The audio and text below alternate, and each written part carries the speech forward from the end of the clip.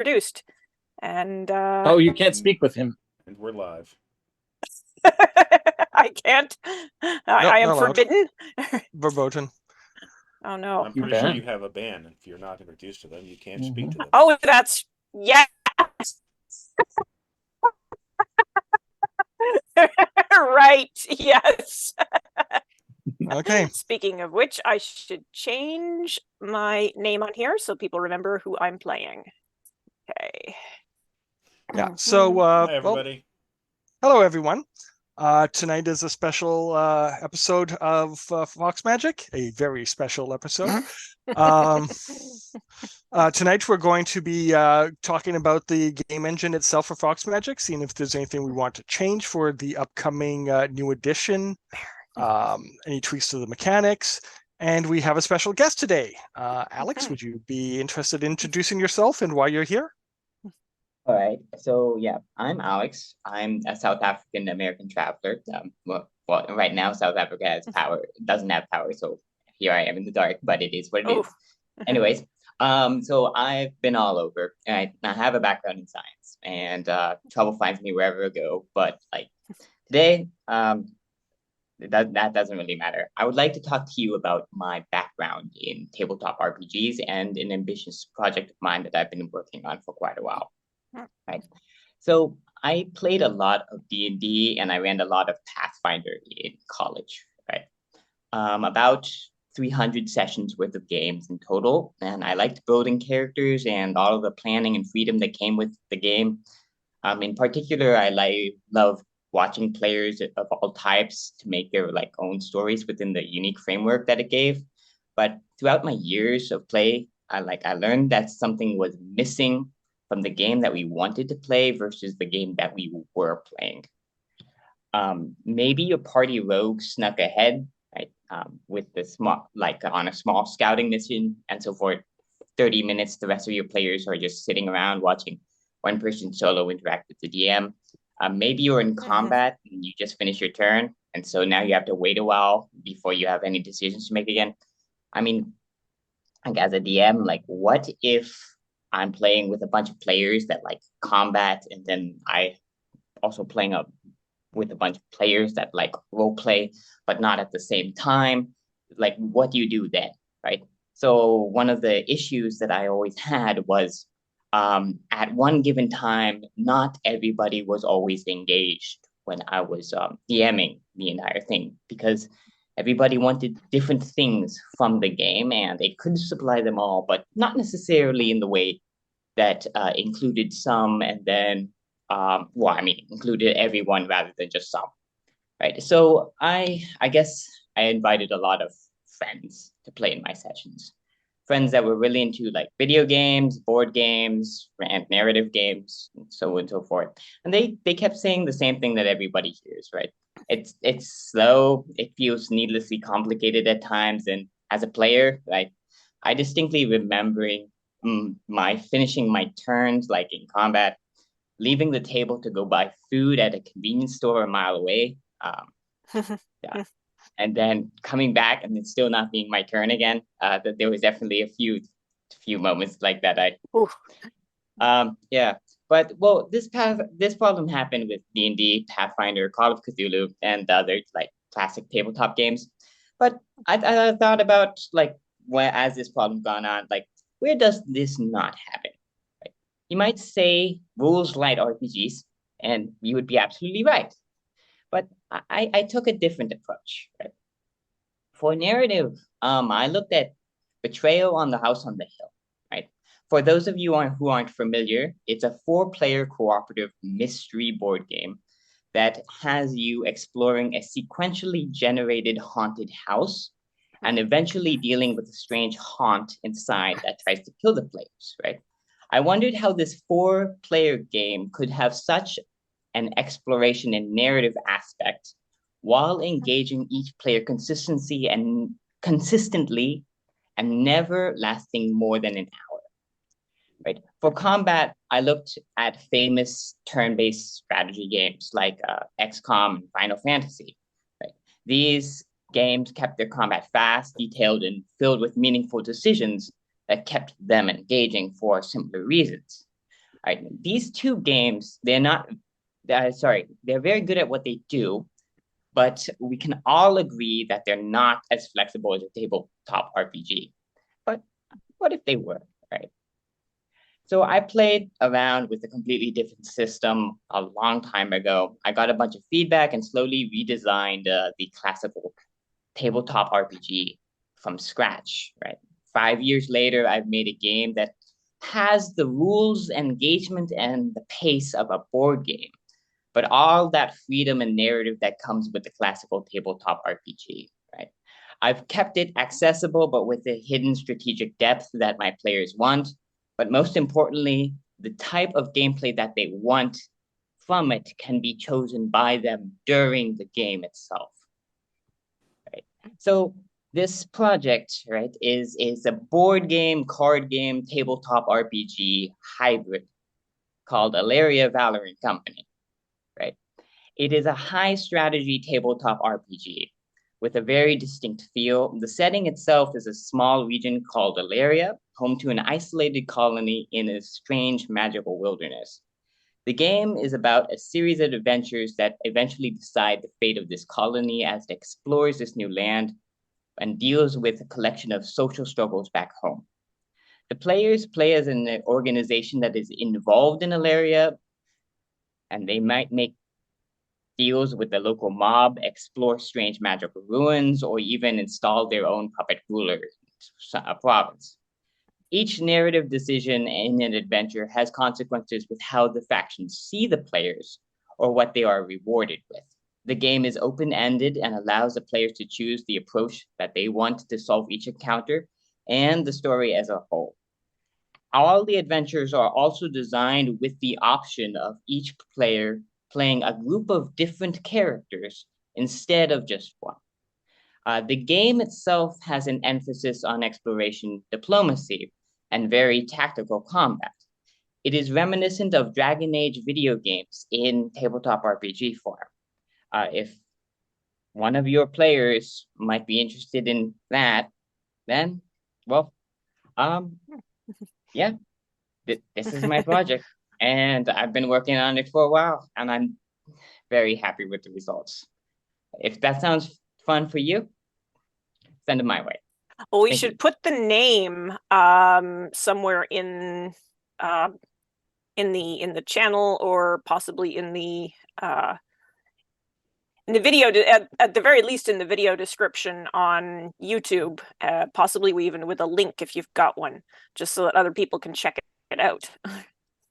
I'll send you that over right now. Yeah. Let's see if we can do it.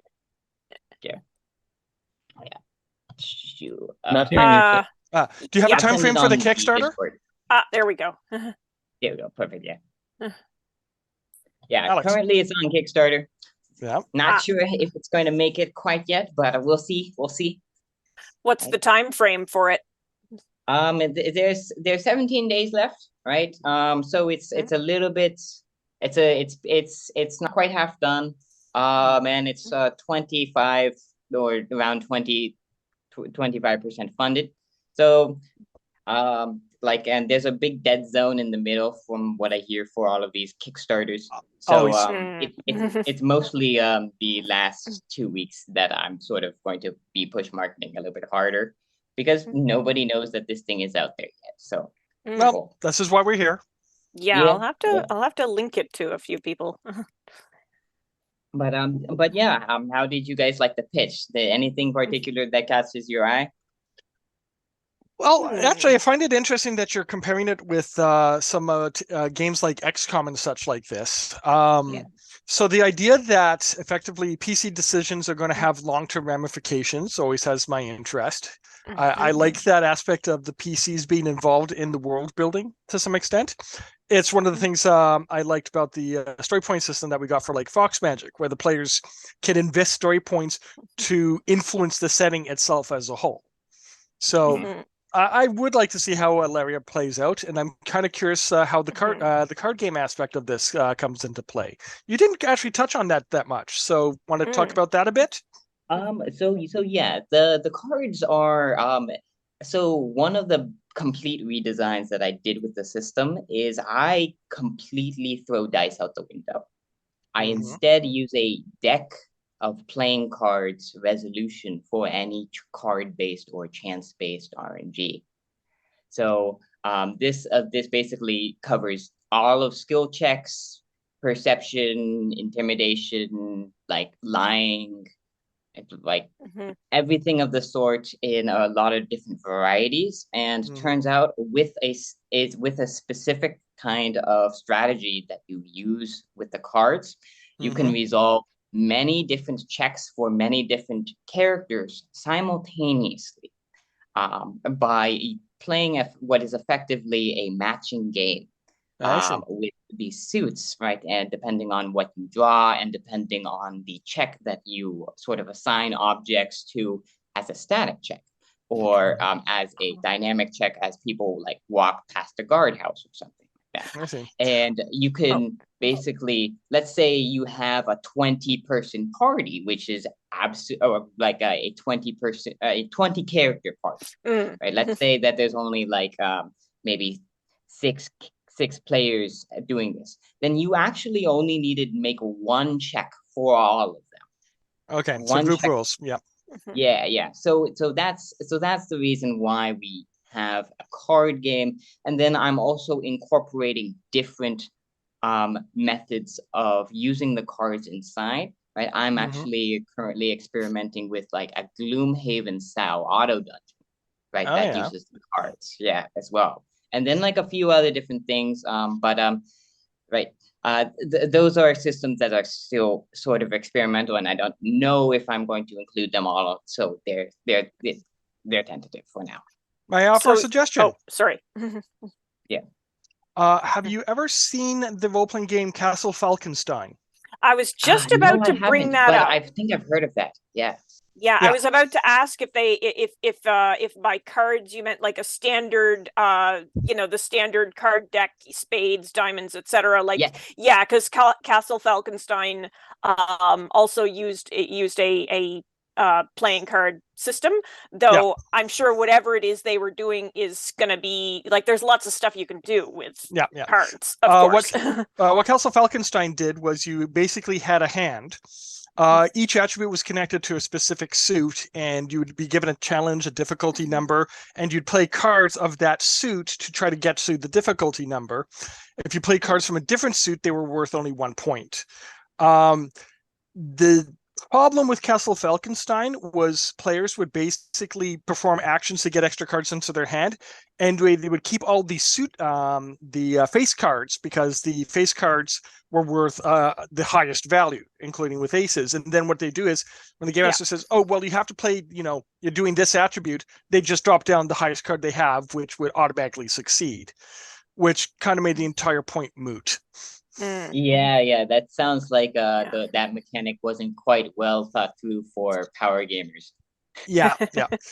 It would basically, for that to work, you would need a group of between like 6 and 8 players, because that way you can spread the cards out among a larger number. But the other thing was the game master had his own deck, the players had their own deck, and it made things a little bit lopsided. It's very easy to game that system. So the way that I do the cards for like a basic check, right? Let's say that this person wants to figure out what this kind of spell is, right? So then they would do a lore magic check, right? But looking at this kind of spell effect that they see. So then let's say they have like a few people that are also helping them, right? Like scholars that are on an effective assisted system, because nobody does a check by themselves when people are playing like 20 characters or something like that. But so what happens is that the person who's most proficient, right, it draws what is called a lead hand, right? And they name a suit, right, on how they want the cards to be resolved. Then they draw this lead hand with the amount of cards equal to their proficiency. And how many of the cards that they draw that matches that suit that they've named is their degree of success in the check. And then all of the assists that they come with draw extra cards depending on their own proficiency or yeah. And so basically you have a degree of success system inside, like, well, just literally telling hearts from diamonds, from spades to clubs, and just reading a single number off the sheet. And it's quick and it's snappy, and you can do it for 20 characters at once. It's pretty good. There's a game that I'm working on called Triomphe, which uses a tarot deck. And what happened is when you wanted to perform an action, you draw cards equal to your attribute, and then you'd play the best card for whatever it is you wanted to do. I'm thinking of a variant of that where if you wanted to use a success-based system and use, say, a normal deck of cards, you might tell the player, okay, well, the action is diamonds. The person would draw a number of cards equal to whatever their attribute is, and the number of diamonds they can play would be how many successes they get. Yeah. It sounds a bit similar, but yeah, that's how that works. But this is actually it's actually a lot more interesting when you're actually doing an opposed check, right? So like, the opposed dice system is like you roll stealth, the other person rolls awareness, right? Yep. And that kind of thing.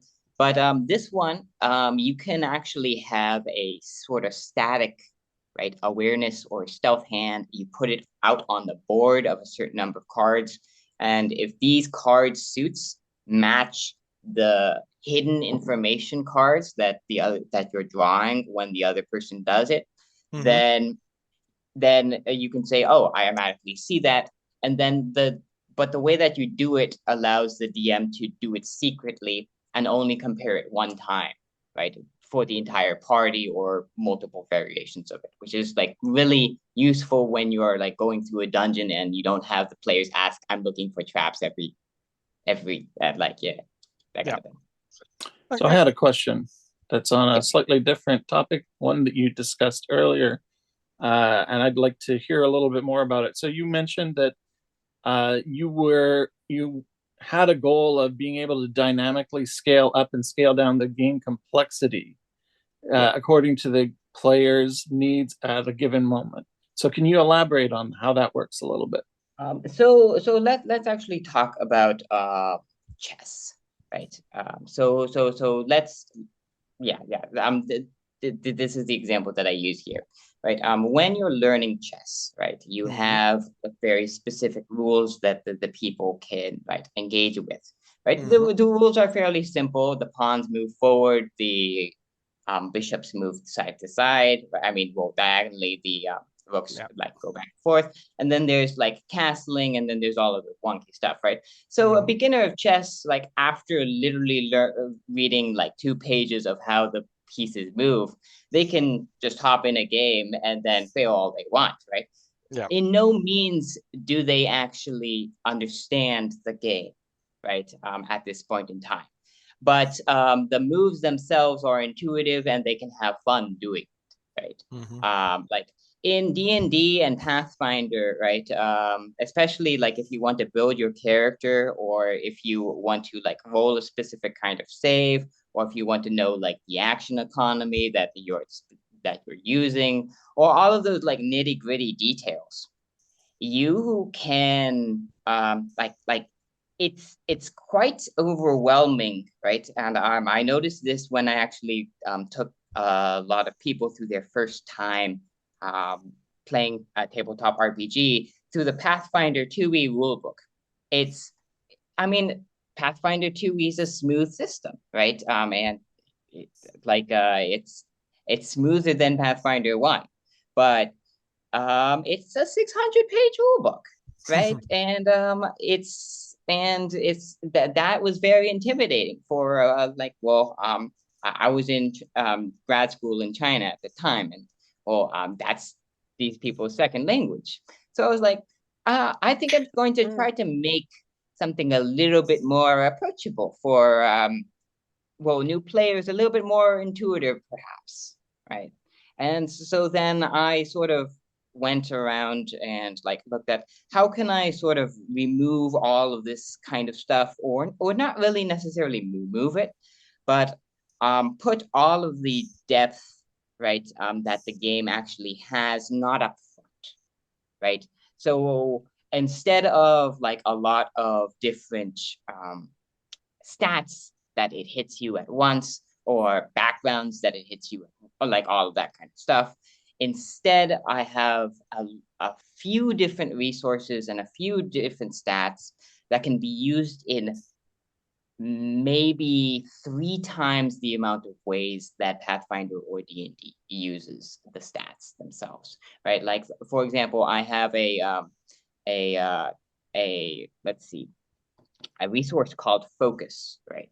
And this one allows you to react to opponents' movements on their turn, right? It allows you to take extra actions on your turn. It allows you to buff certain abilities. It allows you to do a ton of different things depending on what your character's strengths are, right? And what your features that you take. But none of that is given when they actually just see a number that is focus, and it's just focus 3. And but with Focus, I sort of completely removed several different mechanics as well, because I'm not using like a quite dice system.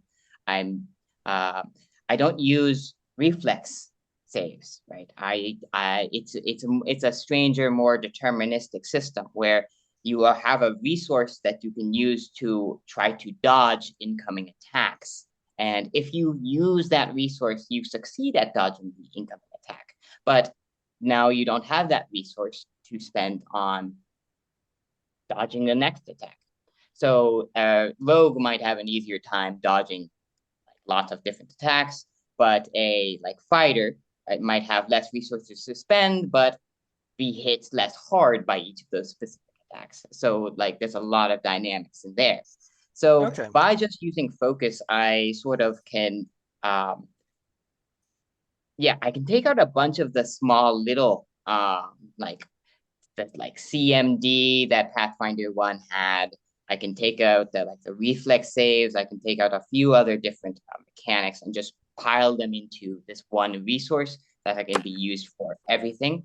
And then when I present players through a module, right, and I go through them like that, and I go through the dungeon and they're hit with something that they can react to, right, I give them the choice right there instead of when they're building the character.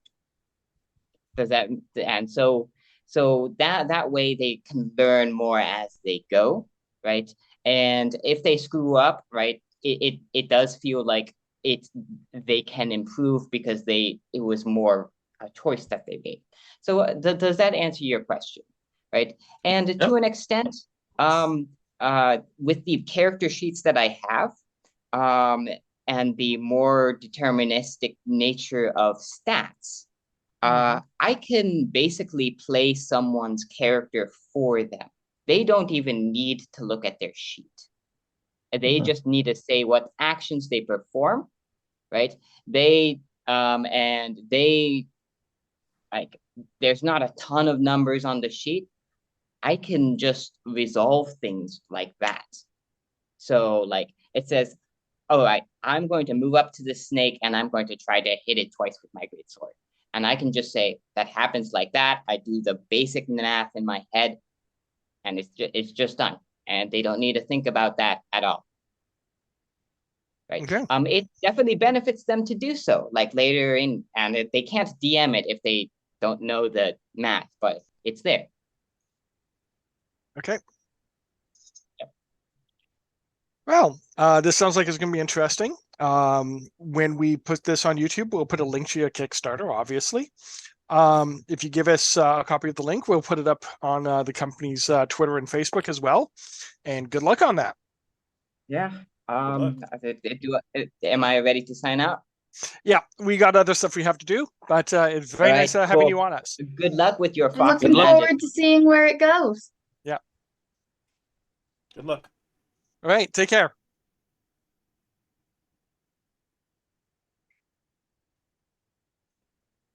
Okay, so with that out of the way, it is time to for us to get back into Fox Magic. So tonight, Sorry what about that. no problem. Sorry. So tonight what we're going to do is we're going to discuss the previous adventure. We're going to discuss what mechanics worked, what mechanics didn't work, what our players here want to see added to the game for when we do the revised Fox Magic in the future, what aspects we want to keep or get out, and what new powers or abilities we want to add to the game.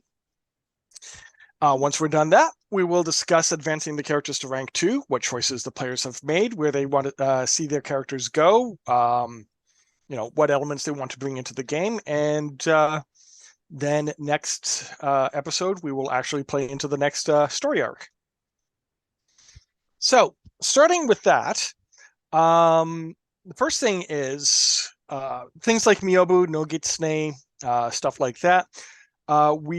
I am thinking of making a section which basically handles oaths and other racial abilities and stuff like that, which might come into play.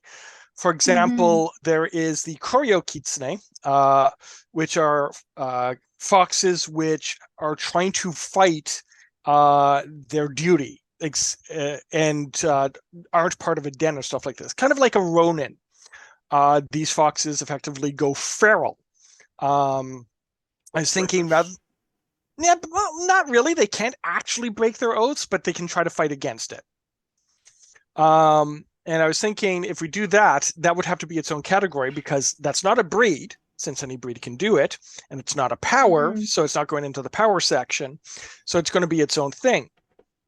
What I was thinking of adding was putting Miyobu and no Gitsune into that section as well. And if a character wants to learn magic, that would probably go into the same section.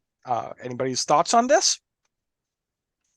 My main thought is that sounds like it is great for the Japanese foxes, but you're gonna have to have something equivalent to add for like the cats, the European foxes, the Chinese foxes, and any other races you want to add. Oh yes, definitely. For European foxes, which is a good point, I was thinking things like Geisha, or possibly access to things like rune magic or name magic if you're going with the Cornish region as an example. So, for example, a Cornish fox would be able to develop name magic, where they learn how to name things and manipulate things off those names. Or if you were to go Welsh, then you would go into the bardic kind of stuff, like the stories of Teleus and things like that. Or if you were to go with the Irish, you might use Ogms, things like that. But that is shamanic stuff for the American coyotes. I wouldn't call it shamanic, but yeah, definitely. That would definitely be a thing. Shamanism, if I remember correctly, was Northern European, but we wound up affixing that name to Native American magic. That is true. That is a Northern European thing. Yeah. Yeah, speaking, Russian foxes is an idea. I'd have to look into that particular folklore. Also, apologies to anybody who's wincing right now if we're like mispronouncing stuff because we're not experts. Yeah, and some of the language, like Scots Gaelic, Irish Gaelic, and so forth, the pronunciation is not always easy to remember if you haven't actually taken a course in it. So yeah.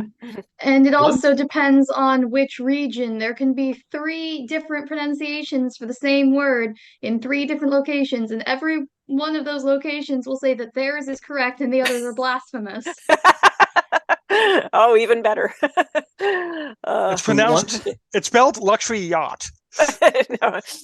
One thing you might want to consider for that additional rules section you were talking about is pacts, because there's all kinds of other creatures, like Fae for the European foxes, or Yomi, or various other things in the Japanese foxes.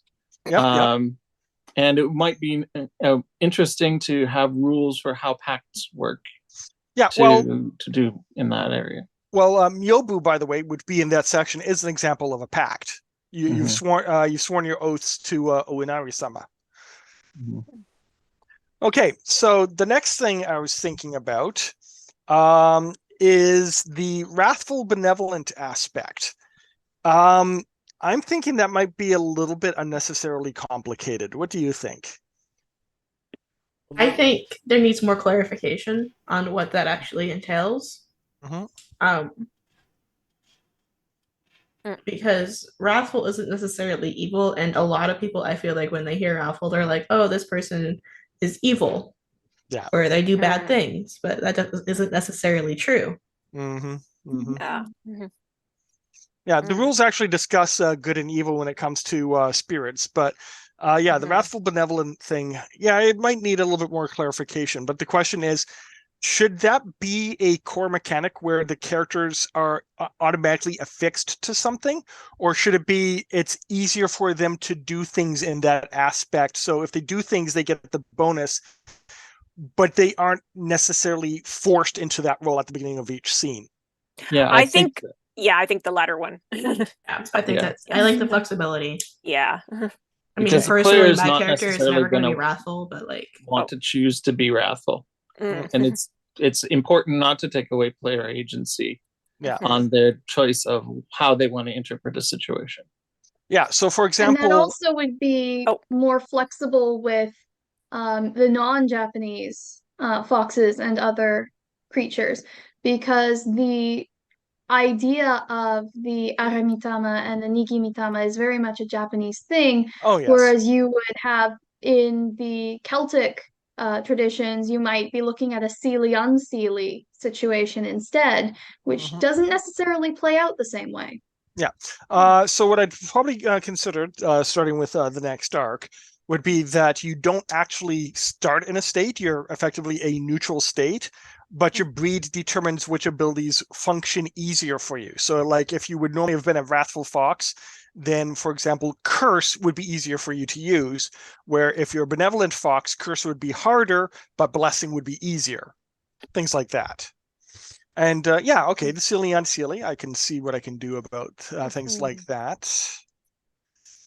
Yeah, a lot of the time, like when I've looked at some, at some attempts at like a rules light system, sometimes what they have instead, like I think the capes, I think it was called, was like, oh, so you have these traits and you have to bring them up in every scene. And I thought that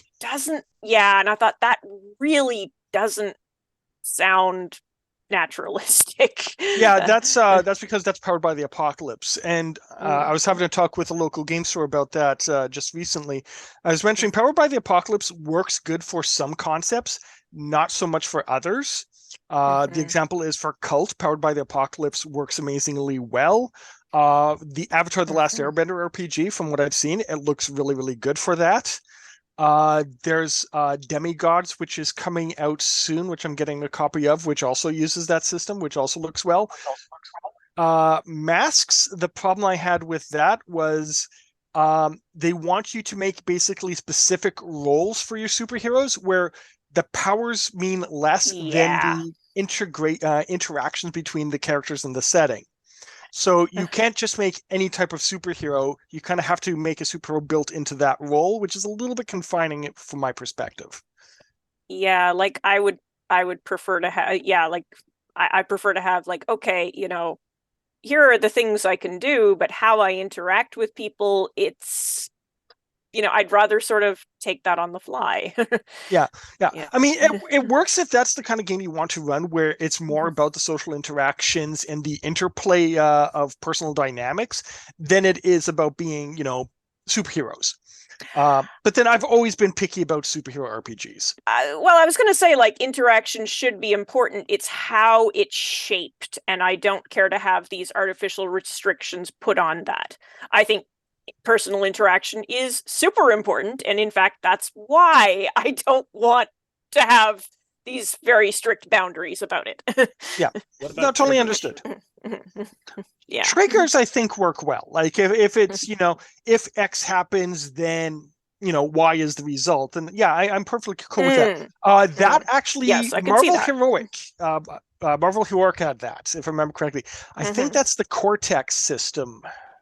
Oh, yeah, and I thought, Yeah, and I thought that one worked fine. It's like, if this situation comes up, You get this benefit, or you get this much XP. Yeah, or this complication. Like, I was playing a fairy superhero, so like, yeah, if he made a promise, he was bound to keep it, and if somebody, was to say his true to say his true name, he would have to obey them. That kind of thing. Yeah, the thing with Marvel Heroic, and I think Cortex is using it with some future stuff. It'd be like you would have oaths as a category, and it'd be like, if you swear an oath, you get 1 XP. If you must choose between your oath or your some other duty, like an ally or something like that, it's worth 3 XP. If you break your oath and then find a way to redeem yourself, it's 5 XP. They put that in, and it's always your choice. What I was thinking with triggers was something along the lines of what you've already been doing, like with our bands. Yeah. When our bands come up, you offer us a story point if we succumb to them, or we have to spend a story point to ignore them. What I was thinking is our wrathful or benevolent states could be a choice unless we are triggered. And then if we're triggered, we can either accept the trigger, go into a wrathful state or a benevolent state, or we can spend a story point to remain neutral. I see. I think I'd pick a word other than triggers, but yes. Yeah, so basically you're so it'd be similar to a ban, effectively. Right. I like that. Okay, I'll give that some thought. Okay, so it definitely could lead to interesting situations that aren't a convoluted string of distractions to keep Yukai from rejoining the rest of the crew. Oh no, that's staying there. That's staying in. That's definitely staying in. This would be more I'm saying you alongside. can have something other than bands to have that convoluted set of distractions or whatever. Yes, hooks maybe. We could call them hooks instead of triggers. Yeah. Yeah. Okay, so hooks, interesting. I'll have to think about that. Okay, so next, is there any powers that you would like to see added to the game? We were discussing the coin type thing for the cats. Yes. The coin. What, like Maneki Neko kind of things, or exactly? Yeah. Oh.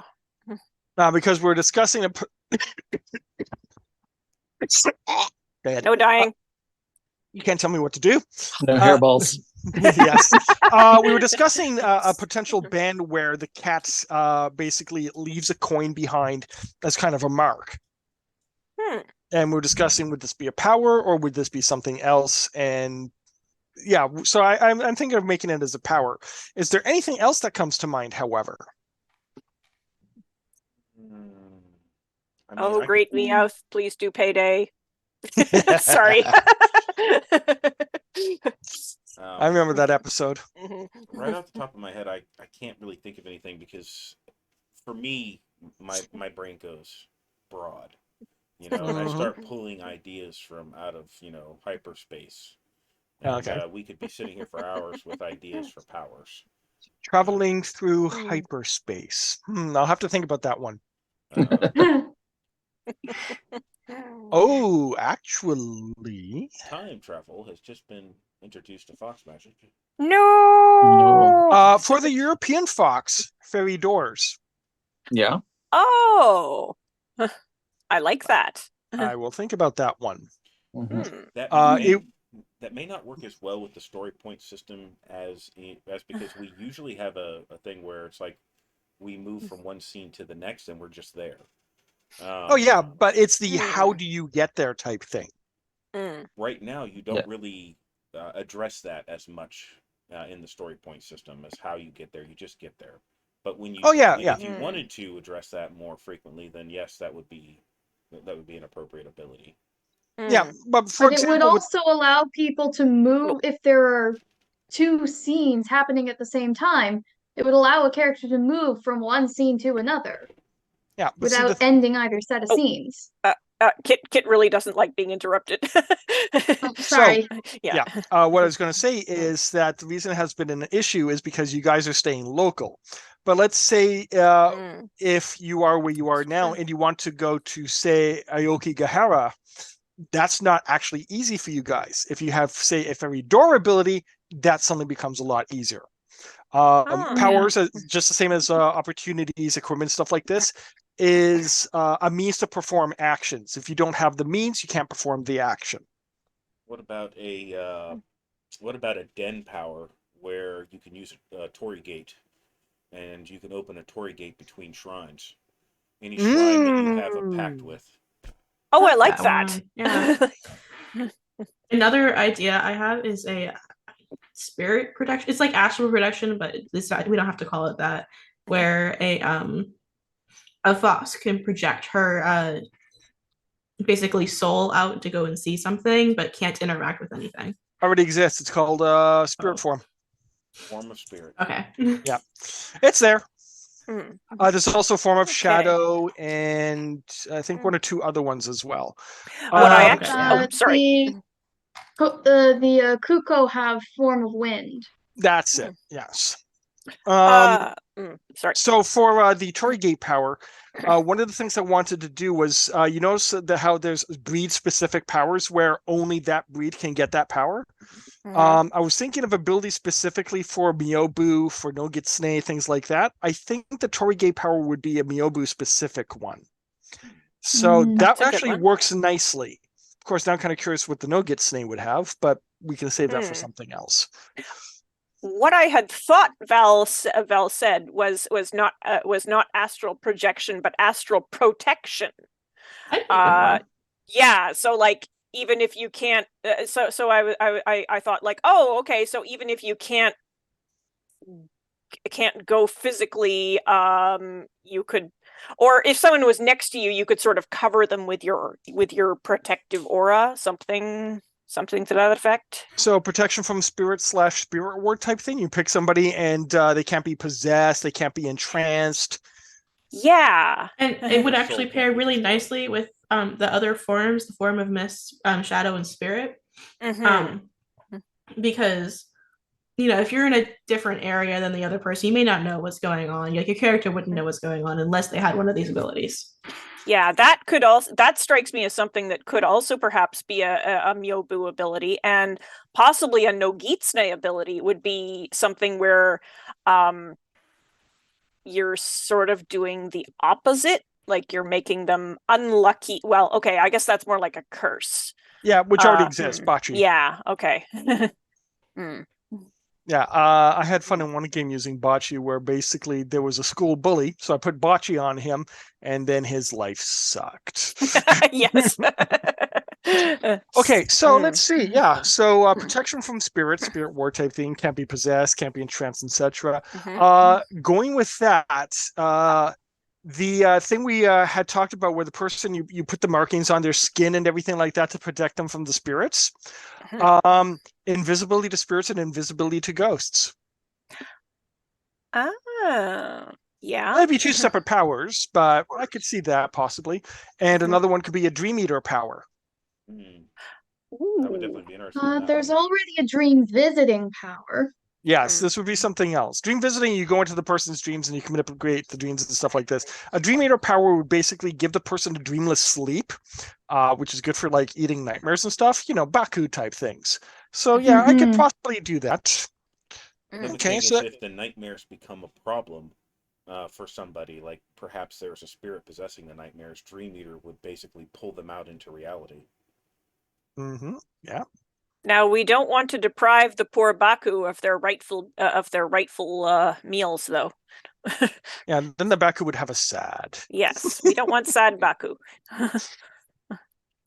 So the thing that I noticed with respect to the European foxes is that, well, a couple things I noticed. One was that the Reynardine foxes appear to be able to take all four of the unique abilities that European foxes have, that are listed on the main first four abilities that they talk about. But each of the other two breeds, the Shanach and the Brun something or other that I can't remember, they each only get two of those. So there should maybe be another two powers that the Reynardine don't get, but the others do. Okay, something to look into, definitely. The other thing that I noticed is that there is a list of powers that the European foxes get, and some of them correspond to Japanese fox powers. Yep. But overall, the list is short in comparison to the Japanese fox powers. Yes. Which means that as your character levels up, you're going to run out of things that you're interested in taking much quicker for a European fox than you would for a Japanese fox. So there might be some more ways to think about how can we introduce more parallels between the European and Japanese foxes, or more additional unique kind of European fox powers. Okay. Definitely have to look into that then. Maybe that, or cross training. Like oh yeah, but then you have to have the opportunity cross trainers, and if you're not using them, well then Yeah, we won't get into what happens when you combine different game settings, because cross training happens in that case too. Oh, a thing that I thought was kind of neat with the last session, by the way, was that we had a rather interesting not exactly conflict, a bit of a miscommunication, the East versus West, because of course Bryn is from a tradition where the hero must confront the monster. That is what you do. And of course, with J-horror, a lot of the time, the monster is kind of a force of nature, and your best bet is to just avoid drawing their attention altogether. So this monster appears, and she's like, "Well, I have to confront it." And the priest is just like, "What are you thinking?" The way I heard it at one point when it comes to Western storytelling is the villain usually says, "The stories state that dragons exist." And then the hero says, yes, and the story states that the dragon can be beaten. Where in Japan, it's, the dragons exist. Woe be you if you encounter one. Yeah, and of course there could be the opposite problem of a kitsune in visiting the West, where it's like, so there was this monster. Oh, what did you do about it? What do you think? I'm stupid? I left. Yeah. Which means the monster is still eating the town. Yeah. To an Eastern fox, that'd be, that's not my problem.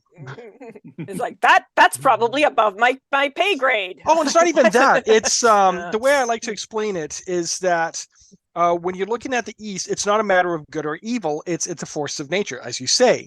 And you don't usually try to stop a force of nature. When the tidal wave comes in, you're not going to stand there and say, "Thou shalt not pass." You're going to get your butt out of the way, or you're going to be swept up. In the same way, if you are a European fox, you say, "I'm going to build a seawall. Thank you very much." Exactly. Like the example is, if you were to take a look at The Grudge or The Ring, you're not stopping it. That's not even on the table. You have your life, you have your goals, you have your dreams and aspirations, and Japanese storytelling focuses on that. It's like, these are the people and this is their aspirations. And then the supernatural comes and goes, yeah, and I don't care anything about that, and none of that's actually going to stop me. And then they just basically run roughshod over the heroes. And the heroes die their tragic deaths. Like, I will wreck your stuff. There is a manga / movie, Battle Royale, for example. Oh, yes. Which has like an entire class worth of characters, and they will focus on the backgrounds of each and every single one of these characters so that you're sympathetic with them, and then they start to kill them off. And that's just exactly how the storytelling works for Eastern storytelling. It's a personal tragedy, and that's just how that goes. Where with the Western, we're more used to you have the heroes and they have the aspirations and the hopes, and they have these special little, details, and those details help them overcome whatever the trials are, and then they get their happy ending. Not that there isn't sometimes some very nihilistic Western horror, like, Night of the Living Dead and a lot of zombie media. But even in stories where the heroes prevail, it does not mean there is no cost to the heroes, right? Oh, yeah, so definitely. There are tons of stories like Beowulf, where, the heroes win in the end, but 3/4 of them are dead, and the main hero is like really badly wounded, for instance, and is never going to recover from it. You mentioned Night of the Living Dead and things like that. Yeah, there's a lot of tragedy and there's loss and stuff like that. But at the end, the main characters tend to survive, even if there was great price. Not in that one. Okay, yeah, not in that one. Not in that one. There was a Japanese one called, I think it was called Zombie High, where the characters are trying to stop these zombies from attacking. There's stories of betrayal and stuff like this. This one girl who is obsessed with the main character winds up injecting something into her to try to basically drug her, and gets defeated and stuff like this. And at the end, the zombies are defeated. The main character is there by herself, and at the end of it, she's like, all right, I'm going to go to the swimming pool and I'm going to take a swim. It pans over to the medication she got drugged with, and it said, don't do any heavy exertion or you'll have a heart attack. She dies. Mm-hmm. That's the end of the movie. Oi. Yeah. There are no winners in that. Yeah, and I'm like, oh, that's bleak, but that's the kind of storytelling that you have. Yeah. It's not that you don't have nihilism, but yeah, definitely the definitely the traditional Western hero story. It involves not necessarily a physical confrontation with the monster, but some sort of confrontation. Yeah. It's the difference between as I said, the dragon can be defeated versus you get out of the dragon's way. Kind of reminds me of the societal concept of shogunai, it can't be helped, and you just move on as best you can. Which is not really as much of a thing in the West. In the West, there's very much the emphasis of, if this sucks, then change it. Yeah. Now, I think that also depends on where you're talking about in the West, because if you're looking at Eastern Europe, you're going to find a lot more of the nihilistic / you can't really do anything about the situation, especially if you're looking in Russia, for instance. Oh yeah, that's true too. That is true. These things all have nuance and exceptions. Yeah, and also I can't help but think that for a number of sort of Eastern folkloric tales, the tidal wave, as it were, can sometimes be redirected. You can't necessarily stop it entirely, but you can at least kind of go, okay, so let's mitigate the damage. You go over there. Yeah. My thoughts got derailed. Sorry. No. One of the things, that's what it was. Okay, one of the things I remember from studying Japanese philosophy and such like this is the idea that once an action is in the past, it is in the past. You don't let it, you do not let it overwhelm your present or your future. You just learn from it, and then you put it aside and you move on. One of the things that comes with that is whenever you encounter someone, you treat them as if you've met them for the first time, even if you've met them before. You always start with your best face forward, and then you respond on their responses to your actions, as opposed to, well, I've had bad encounters with them before, so my initial meeting with them now is going to be negative. You don't start that way. Treat them like I've never encountered them before. Then Yukari can't talk to anybody. That could be your next ban. Yeah, there you go. There's your next ban. They have to introduce themselves to you every single encounter. Yeah. I have noticed that this can sometimes cause cultural difficulties because, for example, in Japan, when a person dies, they stop being who they were. They're now something else. So everything from their past is basically ignored. And this has caused some conflicts because it's like, well, this person that died did this and this and this and this. Yeah, but they're not that person anymore, so that doesn't matter. And then in some other cultures, it's like, yeah, no, that still matters to us. Yeah, especially if it was never, if whatever it was never addressed during their lifetime. Yeah. Yeah. Speaking of so I can see that be. I was just gonna say, speaking of the dead, we were talking about powers. Yes. Yes, let's get back on track. Sorry. So Hmm. some of the powers work a lot on corpses, but not the spirits. Yeah. I wouldn't mind seeing maybe something that enhances powers so that they can work on multiple things. Yeah, because the cats have had stories where they animate the dead. That is a big thing with the cats. With Mhm. ghosts, not so much, but I could consider, speaking with ghosts. And I can theoretically see that with foxes too. Mhm. Well, obviously, obviously that's a thing that the Reiko do already. This would be more summoning the spirits for discussion. Oh, okay, yeah, as opposed to just speaking with ones Sort who of are like a already there. seance type deal. Castor has already been kind of fooling around with a summoning type power, where he, scratches on the tombstones and gets spirits to come and talk to him. I mean, it's not an actual Or attack power. him. Or attack him, yeah. Yeah. It's not exactly a power, but it sounds like maybe the culmination of creating a new one. Yeah. I will make note of that for the future. Stop scratching my tombstone, bad kitty. One of the things that I don't think I've seen much of in the powers that we have now is stuff for skill attribute.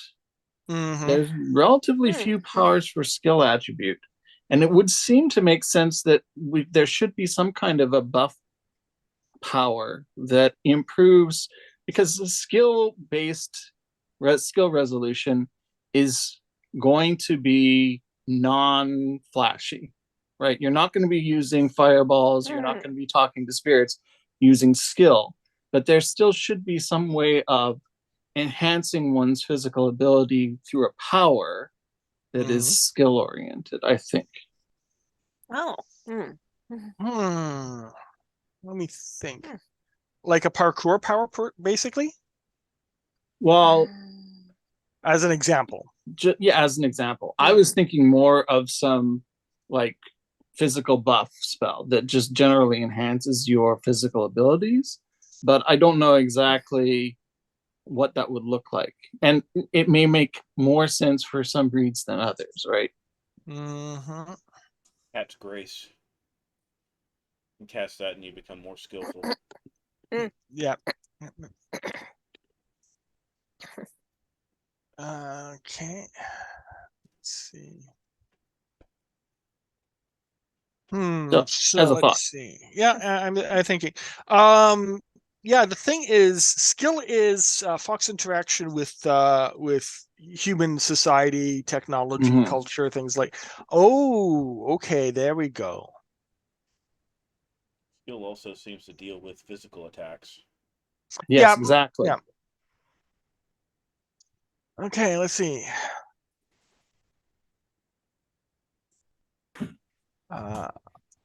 Okay. So things like wall running, hyperspeed, social chameleon, spot weakness. A skill called social butterfly. Yeah, basically social butterfly. I like that. Yeah, that's a good one. But yeah, you're looking at super skills, right? Rather than magical powers, you'd be using super skills. Oh, there'd still be magical powers. That's just it. Well, yes, but thematically, in terms of the special effect, they would be super skills. Wouldn't be noticeably you could magic. use the special. You could use the special powers to enhance the normal things that you do. So yeah. Okay. All right. Well, I got an idea now for a few skill-based powers. I can start writing those out. Oh, excuse me. I'm sorry. There's no excuse for you. Okay. So, unless we have anything else, is there anything else you want to address on this section? Can't think of anything for the moment. Okay. Are there a good number of wisdom-based powers in the Japanese? I noticed when I was looking for wisdom-based powers in the European one, I didn't find very many, but I don't know if that's a function of there not being many wisdom-based powers, or if it's a function of European foxes don't have as many access to as many powers as Japanese ones. Well, let's find out. Yeah. All abilities. Okay. Yeah, rounding out the abilities. That's a good idea. Let's see. Spirit, wisdom. Yeah, community is a wisdom one. Mhm. Let's see. Spirit, Eye of the Storm is wisdom. Fox Blessing is wisdom. Foxcry is cunning. Foxwife is skill. Hoshi no Tama is none because of the very point of it. Imperial Presence is wisdom. I will measure that. Okay, let's see. Spirit, Kikai no Kokoro is skill. Spirit, cunning. Respire is wisdom. Might be interesting to see more Tenko-oriented wisdom skills, because a lot of the wisdom skills feel like they're sort of aligned with more like a Myobu Byako type character archetype. Yeah. But the Tenko are also wisdom strength foxes, and it would be interesting to see the weaponized side of wisdom. That's an interesting idea. Okay.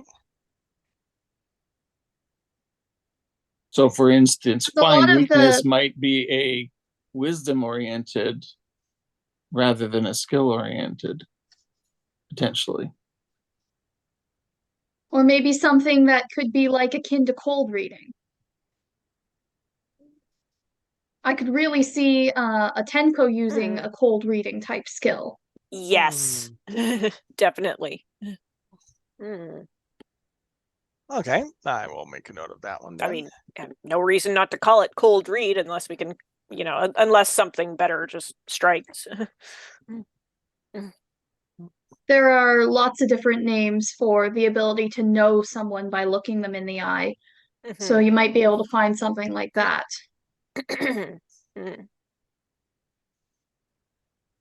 All right then.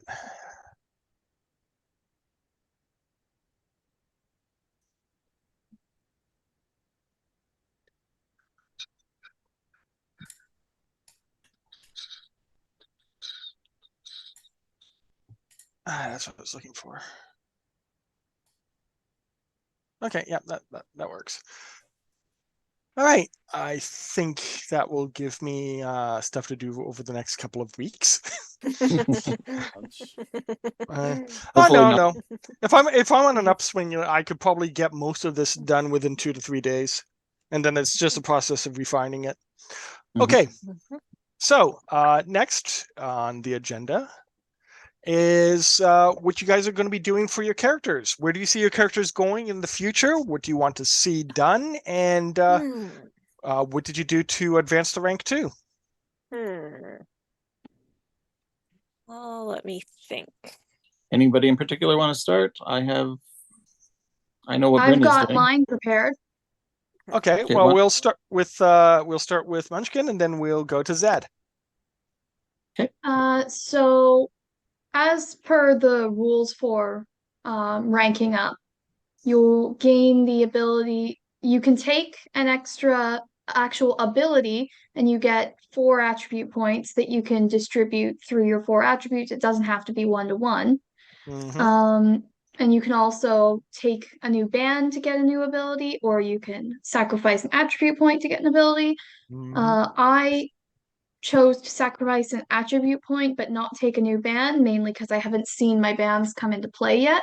And so I'll probably wait until I've got more of a handle on how I'm playing those before introducing any new factors. But I ended up taking Form of Shadow and Labyrinth. some of the things that I really noticed being a challenge for my character was primarily just like dealing with, okay, there's things going on that are like, there's obviously supernatural stuff here, and I don't want to involve these normal humans in it. So I figured that Labyrinth might be something that I could potentially use to have a barrier between the supernatural and the normal human world. I could potentially basically stick these people into a bubble where they're out of the way for a while, or I could potentially try to draw a threat into a labyrinth with me, and they wouldn't be in the same dimensional space as humans. Because in our current setting, the existence of kitsune and spirits and yokai and yurei and all sorts of things isn't a generally accepted fact among the populace. Like the concepts exist. People can think of this and be like, yeah, that's something that I can conceive, but it's not something that the majority of the population believes in. And like there was that point at the end of the campaign where I was just sort of like, well, I mean, we are just blatantly revealing ourselves in front of these children. And I didn't really feel like there was anything that Shiori could do to maintain that distance between humanity and the supernatural. To the point that it's not like their Shiori parents just are going to gave believe up them. feeling herself. Yeah. So I like that idea. And one of the things I should point out, I think, is that a labyrinth doesn't have to be used to keep something in. It can also be used to keep things out. So if you want to deal with some supernatural thing and there are humans in the area, erecting a labyrinth on the humans could keep them away from the thing that you're trying to deal with. Exactly. Just stick them in a metaphysical bubble while the threat is outside the bubble with me. Or if you're in the middle of a city, place a labyrinth as kind of a wall around everything else so that the thing that you're trying to deal with is separated by this labyrinth without putting those people in a bubble. Put the bubble around as a fence. Yes. So that was the other thing that I had brought up. I could draw something into a labyrinth with me. Mm-hmm. My GPS keeps on redirecting me around this block. I don't know why. Maybe there must be a traffic jam there. Yeah. Recalculating. Yes, recalibrating. And as I mentioned, the other ability that I took was Form of Shadow. And Form of Shadow is actually really flexible because it also allows you to have, for the cost of a story point, access to both illusion and Kitsunetsuki if you are doing things in a specific way. And while I already have illusion, Kitsunetsuki is a very useful ability in general, but for my archetype, I feel like it would be more situational. And so having access to it as part of Form of Shadow, which also has other things like mobility bonuses, because it allows for the fox to move very quickly by going from shadow to shadow to shadow. It just felt like it would be a really good source of utility for Shiori. Give her a bit more balance in the things she can do. Sounds good. All right, so Zed. Okay, Bryn. Bryn has, like everybody else, has got 4 attribute points that she can do something with. And a power. Bryn chose to give up one of those attribute points to get another power and take a ban to get a third power. Mm-hmm. She could have, there is another thing you can do, which is increase your den's rating. So we can give our attribute points to the den in order to get a extra bonus ability on our den, or in Bryn's case, on her touchstone, I didn't feel like that was the right choice at this level because I've already given up one to get another power, and I think that's enough. So Bryn chose to increase her 3 weakest attribute points and leave her strongest one alone, which gives her 2 4s and 2 3s. And that part of the reason for that is that your number of story points that you start at the beginning of a session depends on your weakest attribute. So she wanted to make sure that went up.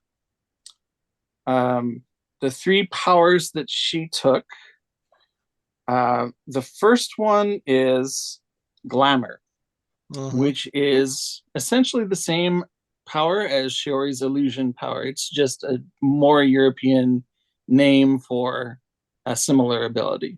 Yeah.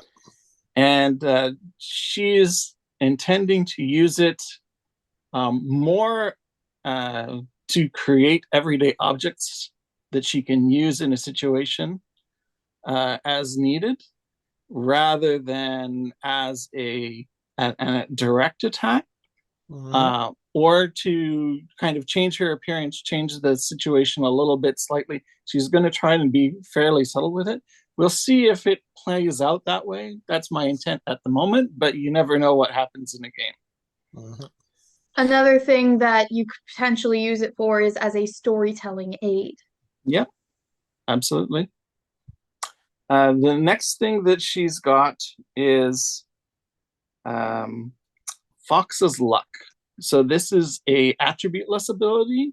It does not actually cost her anything to do it, but it provides an opportunity to re-roll or to impose a re-roll on an enemy and take their roll for your later use.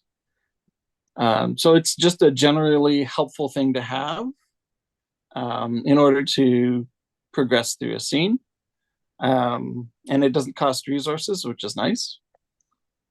The third ability that she took is actually Fox's Blessing. So she can, and in a European fox, that's named Familiar.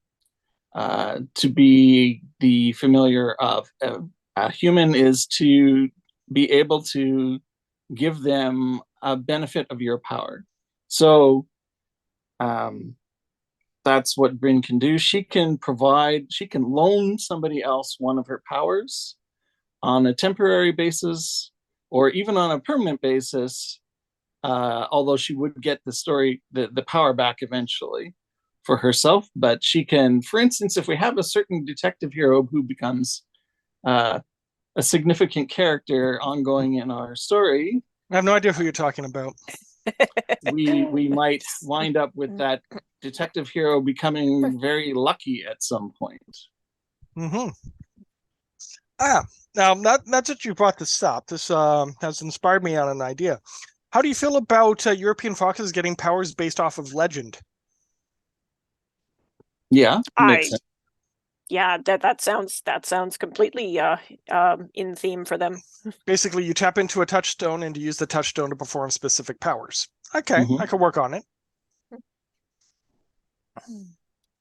In order to take 3 powers, Bryn did have to take another ban, in which she took the what's it called exactly? Something of oak. 1 second. Where did I put that on here? Oh, it's over here. Yeah. It's called the Ban of Oak, and it's a skill-based ban. So if she accepts her ban, she gets a point of skill back. And her ban is that she is not supposed to touch, or she's not happy about touching oak, wood, or things made of oak wood, specifically oak. Other kinds of Oak, hardwood ash, are and fine. thorn. But she, if she does, then any attribute cost she's paying to use her abilities is doubled. Unless she pays a story point to ignore her ban, I guess. Yep. Yeah, oak is a good one. Rowan is another one that I've seen often. Yeah, Rowan was one I was considering as well, but maybe later. 3 ranks later, you can't touch any trees. No trees whatsoever. Just leave the trees alone. They don't like you. Well, the difference between that and Rowan, because if she took, I chose Oak rather than Rowan because Oak increased costs, but it doesn't prevent you from doing anything. Whereas Rowan, not only does it prevent you from crossing Rowan, but if somebody else uses Rowan, they can see through my illusions, and my illusions include my human form. And I have another ban called the ban of something or other skill. What is it? Ban of truth. If my secret ID is discovered, then I can't use my human form. So if I have somebody who figures out that they should use Rowan, they can get 2 bans for the price of 1. And I didn't really feel like I wanted to go through with that. Yeah. Because hit of you with the course stick and Rowan all your is bands kick in. travelers and thresholds, and whereas Oak is more associated with strength and durability. Yeah. We used to hang Rowan berries up over our doors and windows at our old place. Question. We had a Rowan tree not too far from where we lived. Yes? Does that ban include wooden structures made of oak? I have to touch it. Well, I asked because I assume that means with my wood. skin. Yeah. So if there's an oak door and they use the brass doorknob, they're okay. But if they were to touch the door itself, well, life sucks. Yeah. Or wear gloves. I feel like most of there might also you might also interpret, depending on how you're running, you might also interpret depending on how alive the wood is. I don't know. Yeah, I think living wood would be a little bit too refined for a ban. No, I think what she means is touching oak that's in manufactured is still a ban. Touching oak that is alive might be harder to resist. Possibly. I'm not sure exactly. I mean, it how depends on how that. the GM is running that particular ban. Yeah. And whether they think the way it is. That would be something to discuss between the player and the game master before the ban comes into play. It also depends on if it's the actual wood or if it's the spirit inhabiting the wood that's causing the ban. If it's the spirit inhabiting the wood, then it doesn't matter what the wood, if it's been processed, if it's a living tree, the spirit is still there. So if the spirit is causing the ban, then it's going to be the same no matter what.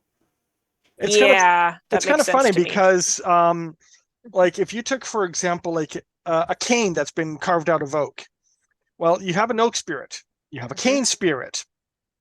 They're the same spirit, but you can look at them from different aspects.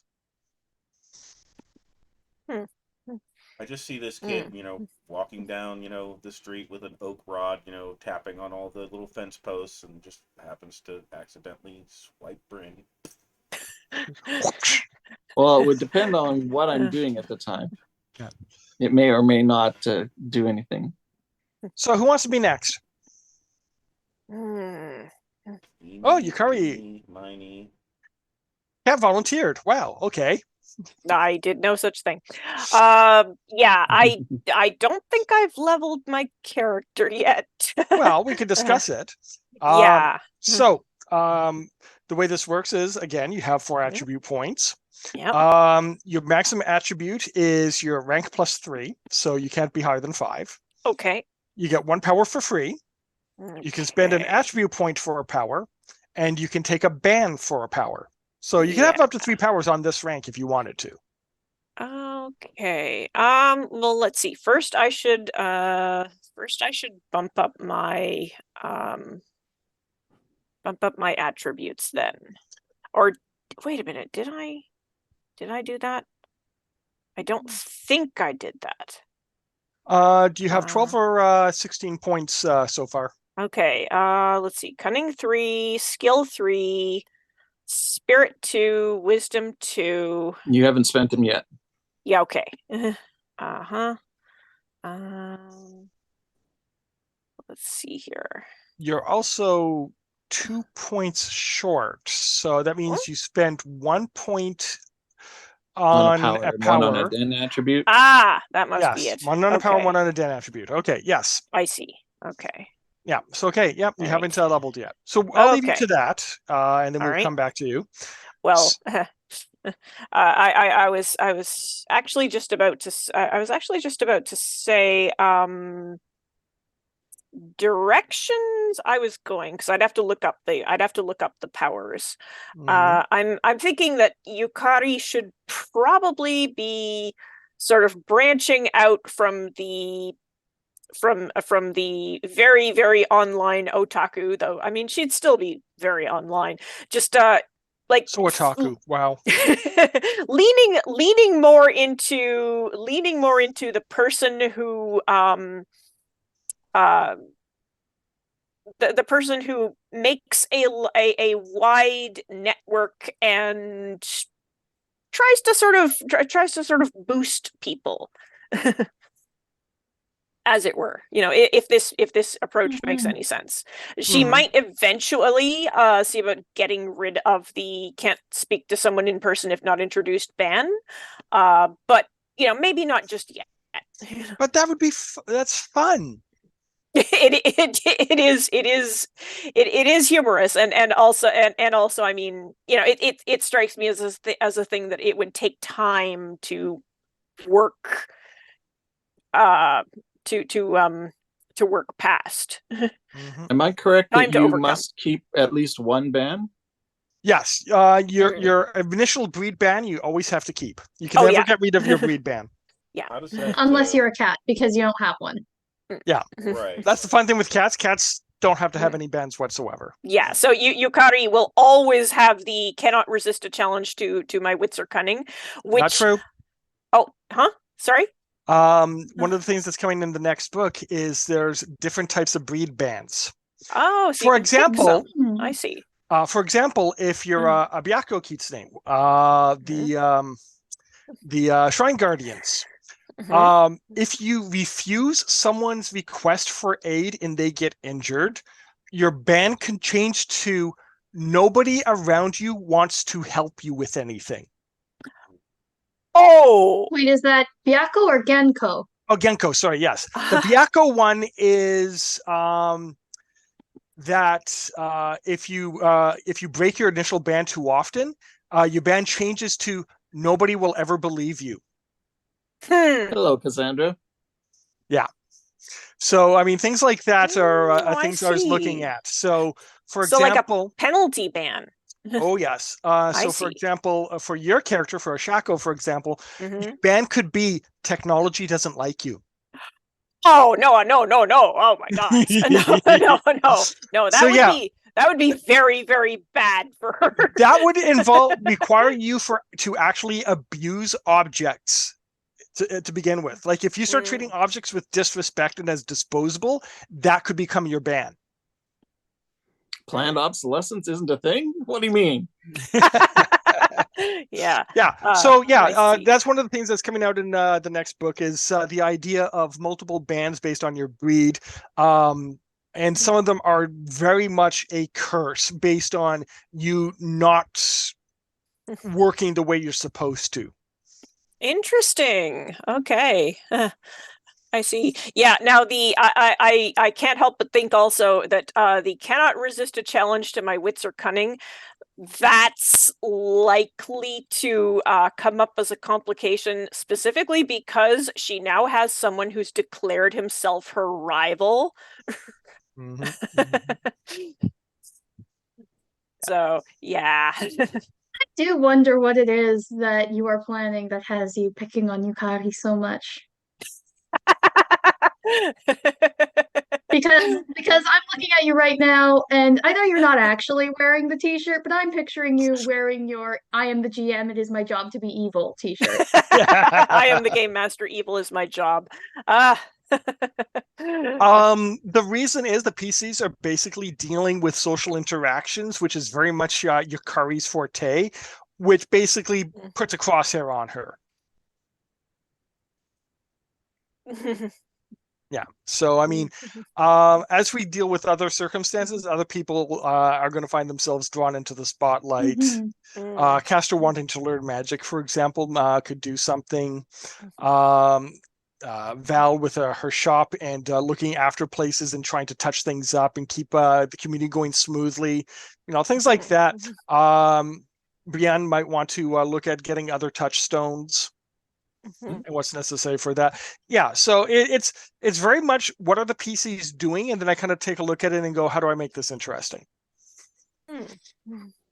Yeah, so I mean, Yukari went off by herself to deal with stuff, and that involved technology, and it was like it was very easy to bring her band into play and basically turn the screws. Yes. So one thing I will point out that Bryn is going to be doing over the next little while is she needs to improve the story legend of her touchstone. Yeah. So one of the ways because she hasn't yet found something that she's found worthy enough to make into a touchstone, and she hasn't yet found something that's already a touchstone that she could learn more about and bond with. Her option is to increase the legend of her current touchstone, which basically involves her sending out an email to a receiving list of her friends and relatives and talking about the story. But go ahead. So there's two things that you can have locally that can be touchstones. One is the Lucky Sand, by the way. That's easily a touchstone. Also, near the shrine is, believe it or not, a gigantic pile of shells from where there was basically an old-fashioned processing plant. Boats would come in with shellfish that they've gathered, and they would be shocked there and stuff like this. There's this gigantic pile of shells, which is effectively a landmark. Okay. It's about 2 blocks from where the shrine exists. Okay. Would that be a location or an item? That would be a location. Right. So I think Bryn would need to be a different breed of fox. European fox to bond with a location based. She'd need to be you can still bond with them. It's just that different breeds have different advantages when it comes to touchstones. Okay. Yeah. So I mean, yeah, but if you want to have like Robin's hat become a better touchstone, it has to be in the public eye a lot more. More risk, more reward. I mean, yeah, well, yeah, more risk, more reward. But the other thing is the point of a touchstone is you're creating a legend which other people find inspiration from. If you're not bringing it out for people to see, it's not doing its job. Yeah, that's why she was going to socialize the story with the people for whom the touchstone is important already, and tell her story, tell the story of what they did, tell the story of how she faced down the spirit monster. Now, is that your story or is that the hat's story? Well, she invoked the hat as part of that encounter. Right? She said, you may not recall, but yeah, no, I recall. She did invoke the boldness of the hat as part of that encounter. So it is kind of reflective of the hat helped her do this kind of thing. Yes, but it's not the same thing. That's not the hat story. That becomes your story. For the hats, you might want to do, like, for example, you inspire a mangaka to do a manga series on Robin Hood, where the hat plays a big part of it, or an anime, or you might kind of motivate a group to basically do this, the equivalent of a Ren Fair, where they start doing Robin Hood and their men and things like this. You look at the legend surrounding the hat and the people involved with it originally, and you bring that into the public view. That's how touchstones work. Okay. Yeah. So if there's a Robin Hood exhibit, for example, it's you want to bring Robin Hood into the forefront of social consciousness in the area. Okay. Yeah. And particularly with the sort of social environment in Japan, there's a very specific subset of people who that's going to be really powerful for. Because of the whole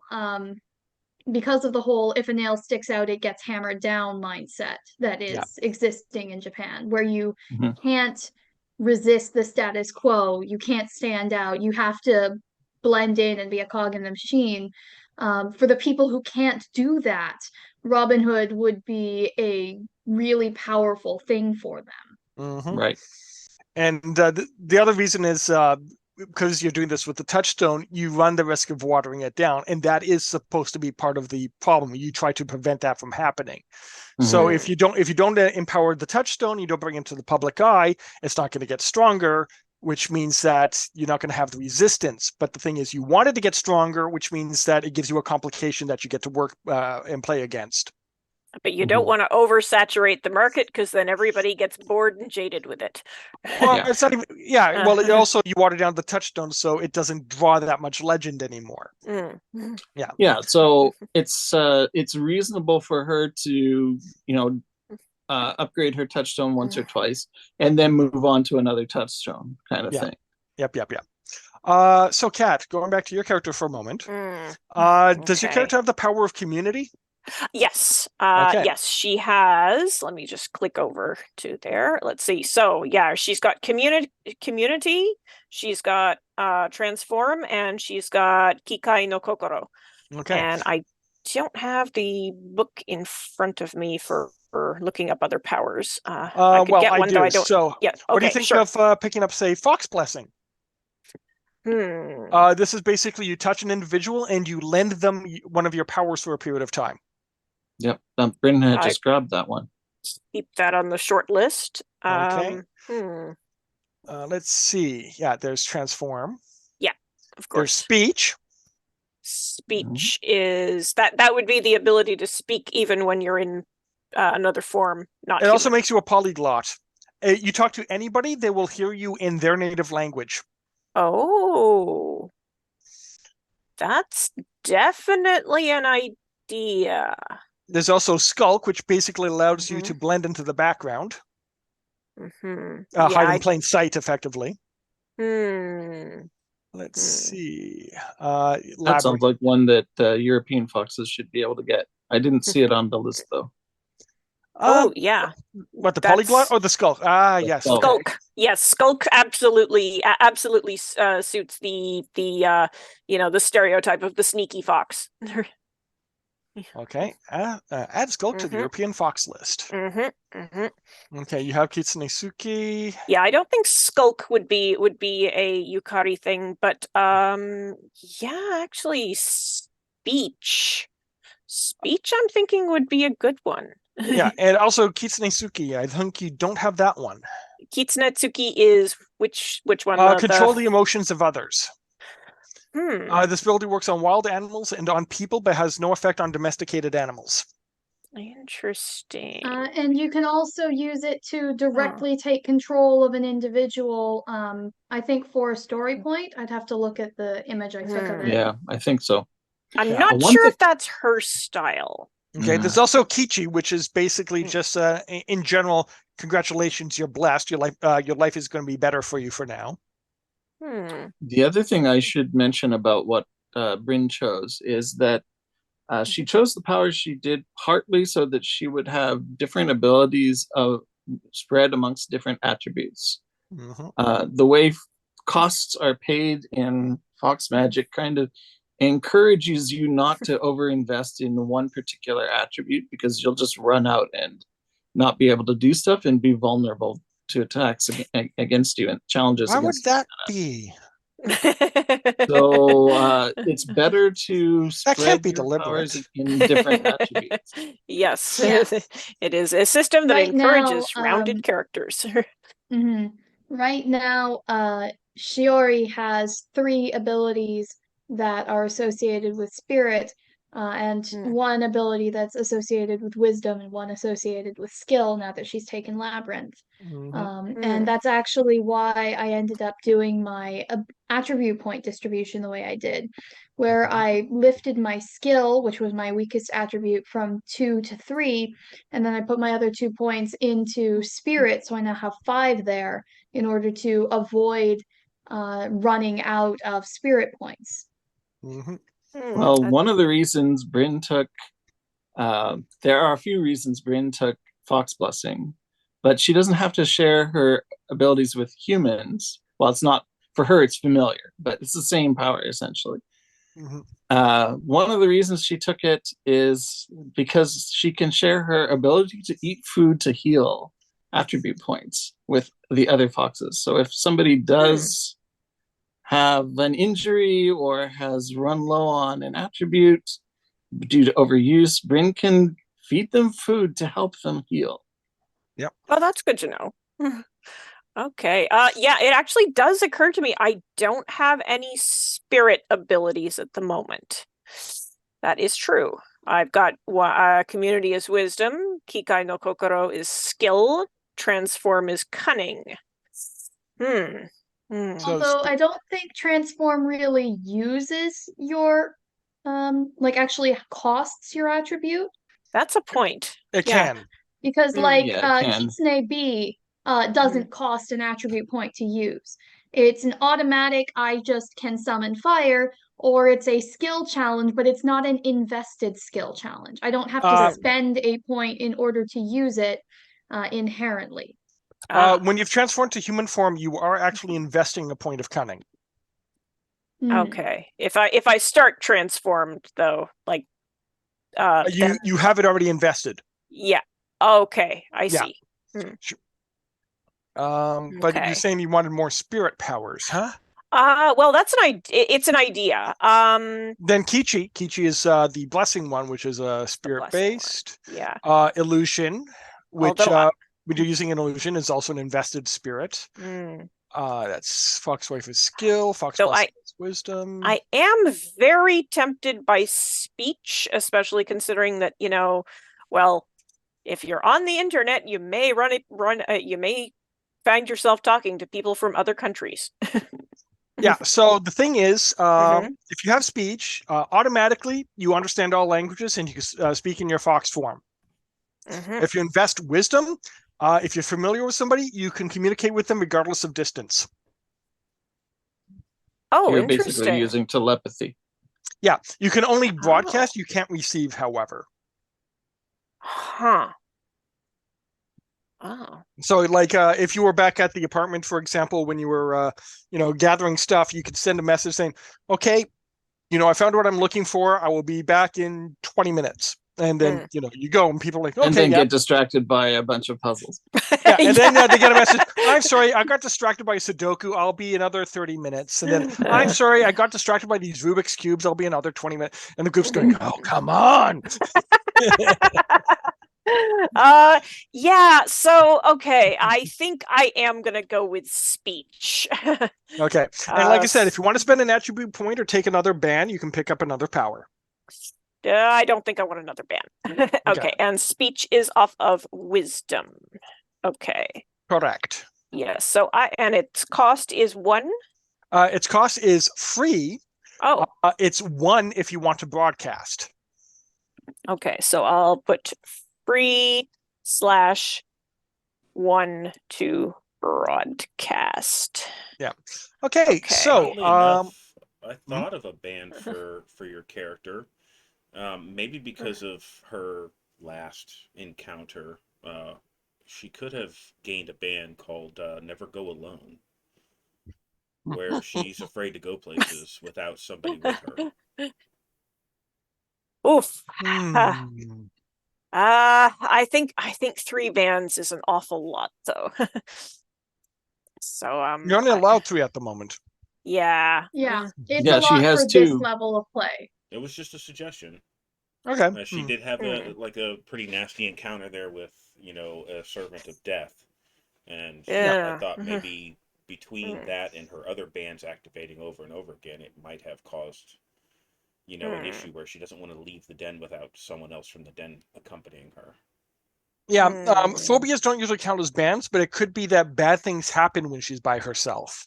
Oof. I know my first ban is claustrophobia, though, so. Yeah. Again, you don't have duties. The foxes do, so you're lucky. Yeah. Yes. Okay. And I have how many points to put into attributes? 4. 4. Okay, I should probably up my wisdom, seeing as I now have 2 abilities. that Mhm. I know Maximum Yeah. total count that you can have for any one of your attributes at the moment is 5. Okay, good to know. So if I use 2 and then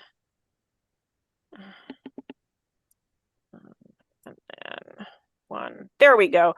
So I have decided I am going to I'm going to up my cunning and skill by 1 each. Mm-hmm. And I've left my spirit at 2, but That means I'm you'll only have 2 story points to start every story. yeah.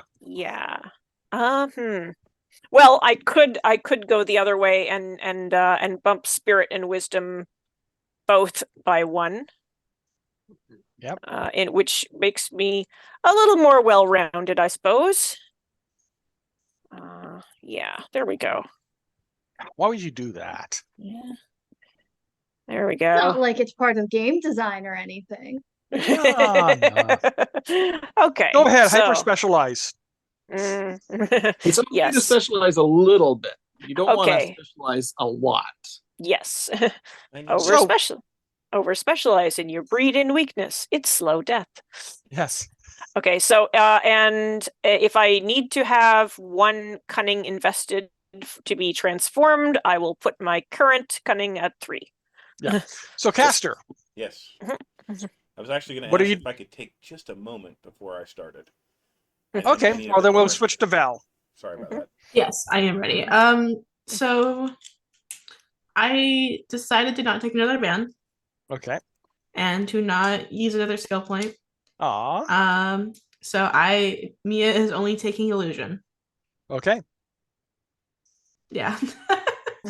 So what did you put your attribute points into? I put 2 into skill and 2 into spirit. Mm-hmm.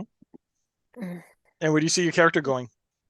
Well, I'm hoping to kind of push her more into like a leadership role for the den. No, that comes naturally considering her Well, yes, Yeah.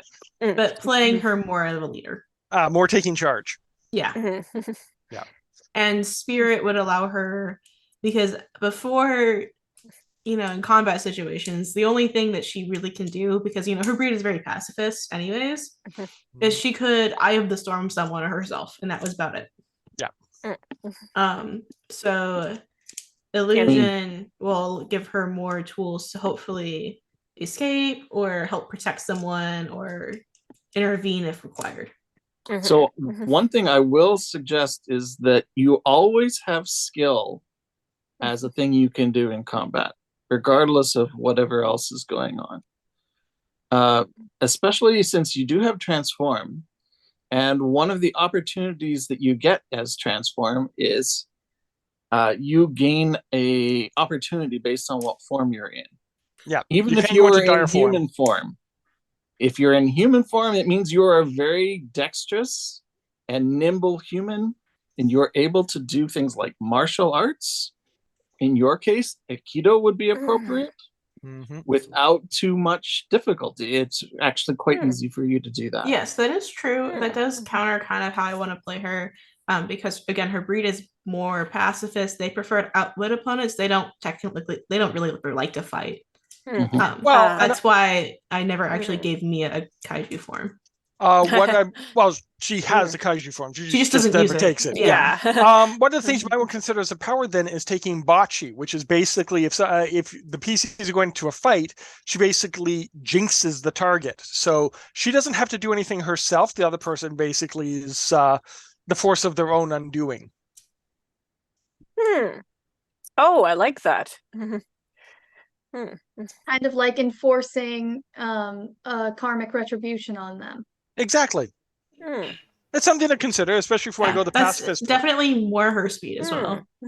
Yeah, well, something you might want to consider if you want to either wait till next rank or take a second ban or pick up spend an attribute point. You could theoretically consider bocce. You really want something someone down to take the an line. extra ban. No, I'm just saying down the line. It's just you have your options. No, I closed the abilities document. But I think there's also a If I can find it, I'm pretty sure there's also a counterpart to bocce that is Yeah. now a thing. Yeah, that's what was it called again? I mentioned it recently. It's Kichi. Yeah. Kichi is the blessing version and bocce is the cursed version. Mm. Yeah, so Kichi would let you buff your allies, and Bocce would let you basically screw over your enemy without actually touching them or harming them or whatever. Yeah, like Those sound like they would be good candidates to add to the list for European foxes too. Oh, really? So Kichi, like Well, blessing on the curses are target. witches doing curses is a very European thing. Mm. Texas. Yeah. Blessings and curses and ever-filled purses. Oh, Would fairy gold be a thing for the That's European illusion. foxes? Illusion, okay. Just Yeah, that's glamour. That's just yeah, okay, that's just covered by that. Okay. Yeah. Yeah. Mm. But fairy godmothers giving blessings is definitely a thing. Yeah. Yeah. Mm. Mm. Okay, I think Caster's back, and Mia, it sounds like she's done. Well, I'm definitely back. Can you guys hear me? Yes. What was that? Ha ha ha. Okay, so what I decided to do with my character is I spent 3 of my attribute points. I raised my spirit to 5, my wisdom to 3, and my cunning to 3, meaning my lowest attribute is now 3. I then took a ban. We discussed it at length. It's called Gotta Scratch, Belongings of the Dead. If someone has kept something that belongs to someone who has passed on, caster wants to scratch it. If the target is destroyed, caster will leave a lucky coin in its place. The idea behind it is it's like that item belongs to somebody who's dead. I'm going to send it to them by destroying it. And I was going to talk to you about that kid. Is that okay? Like that's what he's doing when he's actually scratching it apart. He's actually sending it to the other side, or at least a shade of it. Yep, sounds good. And then I took 3 powers, but I am reconsidering one of them because I have to ask a couple questions about it. But the first power I took is Awakening, which is also a spirit investment that will allow me to awaken somebody recently dead within an hour. But also I can awaken them as cats. So if you die, you get to become a Bakaneko with me. Scratch, scratch. I was going to take Kisune Bai, the Demon Fire. However, I know that Shiori already has it. And I saw something that was very similar called Bite. This allows casters Bite, to be extra deadly, or it can sever flesh with an investment, make his claws extra sharp. It's a skill. And then I was going to take Speech. My question is, when Castor is in his human form and he speaks, is he speaking in a way that humans can understand, or does he just stand there and go meow meow meow meow meow meow meow? In human form at the moment, what happens is when an animal awakens, they speak the local language and only the local language. Okay. So when Castor is transformed, he speaks Japanese. Okay. Yeah. When in cat form, he doesn't speak at all. Not at all. No. I thought cats could communicate with just about everybody, but okay then. The foxes can understand Castor because we're all spirits. Right. Yes. It's just that Castor cannot verbally communicate with humans in cat form. Yeah, that's what the speech power is for. Yeah, that's what the speech power is for, so is that when you're animal form, you can communicate with humans, and passively you know all languages. Right. While that does sound interesting, another power on there was also calling to me, and for foxes it's called Fox Cry. Yep. But for cats, it allows him to talk to basically any cats and actually summon them to his aid, it looks like. Yep. So I was thinking of replacing speech with that. Mm-hmm. It would Does it also only work work on well. cats? I thought, or does it work on other kinds of animals as well? For the cats, they can actually call cats. For foxes, the foxes are not allowed to call dogs or cats. Yeah. But foxes Yeah, can call anything fox other than cry. dogs or cats. Fox Okay. cry can't call domesticated animals for Yeah. foxes, but Mm. for bakaneko, the ability will allow them to actually call domestic cats, which don't listen to anybody normally. I was thinking, for cats, you could rename it the Cat's Meow.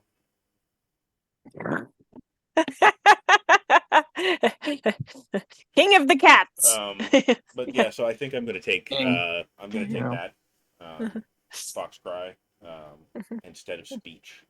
And if it becomes an issue, then I'll take speech next round. Okay. Yeah, speech was on my list of maybes as well. With the band that I took, Got a Scratch, I was given the opportunity, which I called Lucky Coins. Caster can produce specific lucky coins, which he can leave behind as a marker for other people if he destroys their stuff. Sounds good. Now, that's not an Tell opportunity Tom that he Tildrum that can Tim use Tildrum is himself. dead. It's an opportunity that he can give to other people. Right. Yep. Okay. So, okay. Now that we have all this out of the way, what do you want to do with the next arc?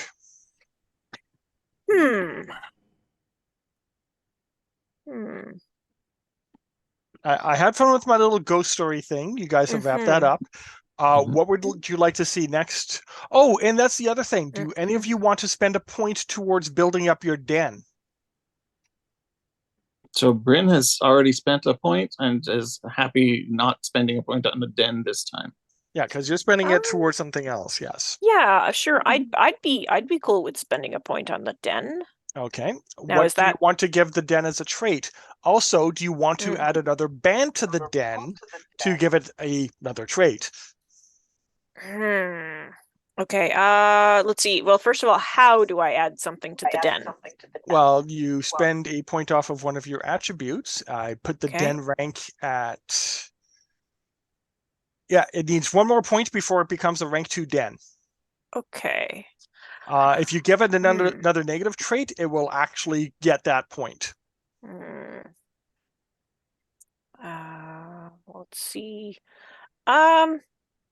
I could knock down one of the things I just put up to 4. I had raised my cunning from 3 to 4. I could knock it back down from 4 to 3. Okay. So, and then I'll put the current as 2, assuming that I've invested 1 for the shapeshift. Okay.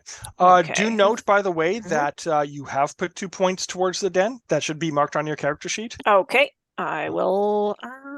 Let's see. Okay. So does anybody else want to put a point to the den, or do you guys want to give it a negative trait? I will put a skill point towards the den. Okay. The den is now rank 2. It gets a positive trait and does not get a negative trait to go with it. What kind of positive trait do you want to add to your den? Well, let's see. Added 2 points to den. It may be worth thinking about if the recent adventure might be influencing what kind of positive trait we would have. So is there something about what happened recently that would benefit the den? Do we have more connections that we didn't have before? Do we have favors that we can call in if we need them? Does the lucky sand have some extra special benefit? Oh, it already has. Okay. Well, what I mean, do we gain another positive attribute that's as a result of having used the lucky sand to create a lantern? You already have a positive trait called Lucky Sand. If you're using the Lucky Sand, the difficulty for whatever your action is drops by 2. Right. Yeah. So, I mean, that's already there. Uh, Let's see. Based on recent events, What about Sacred Ground? yeah, you can do that. You can actually have Sacred Ground as a positive trait. We I basically like that one. provided a Yeah. safe haven for somebody who's being hunted by, the dead. Yep. yes. So Okay. adding that as an attribute. A might be- Yomi itself. Yeah. Mm-hmm.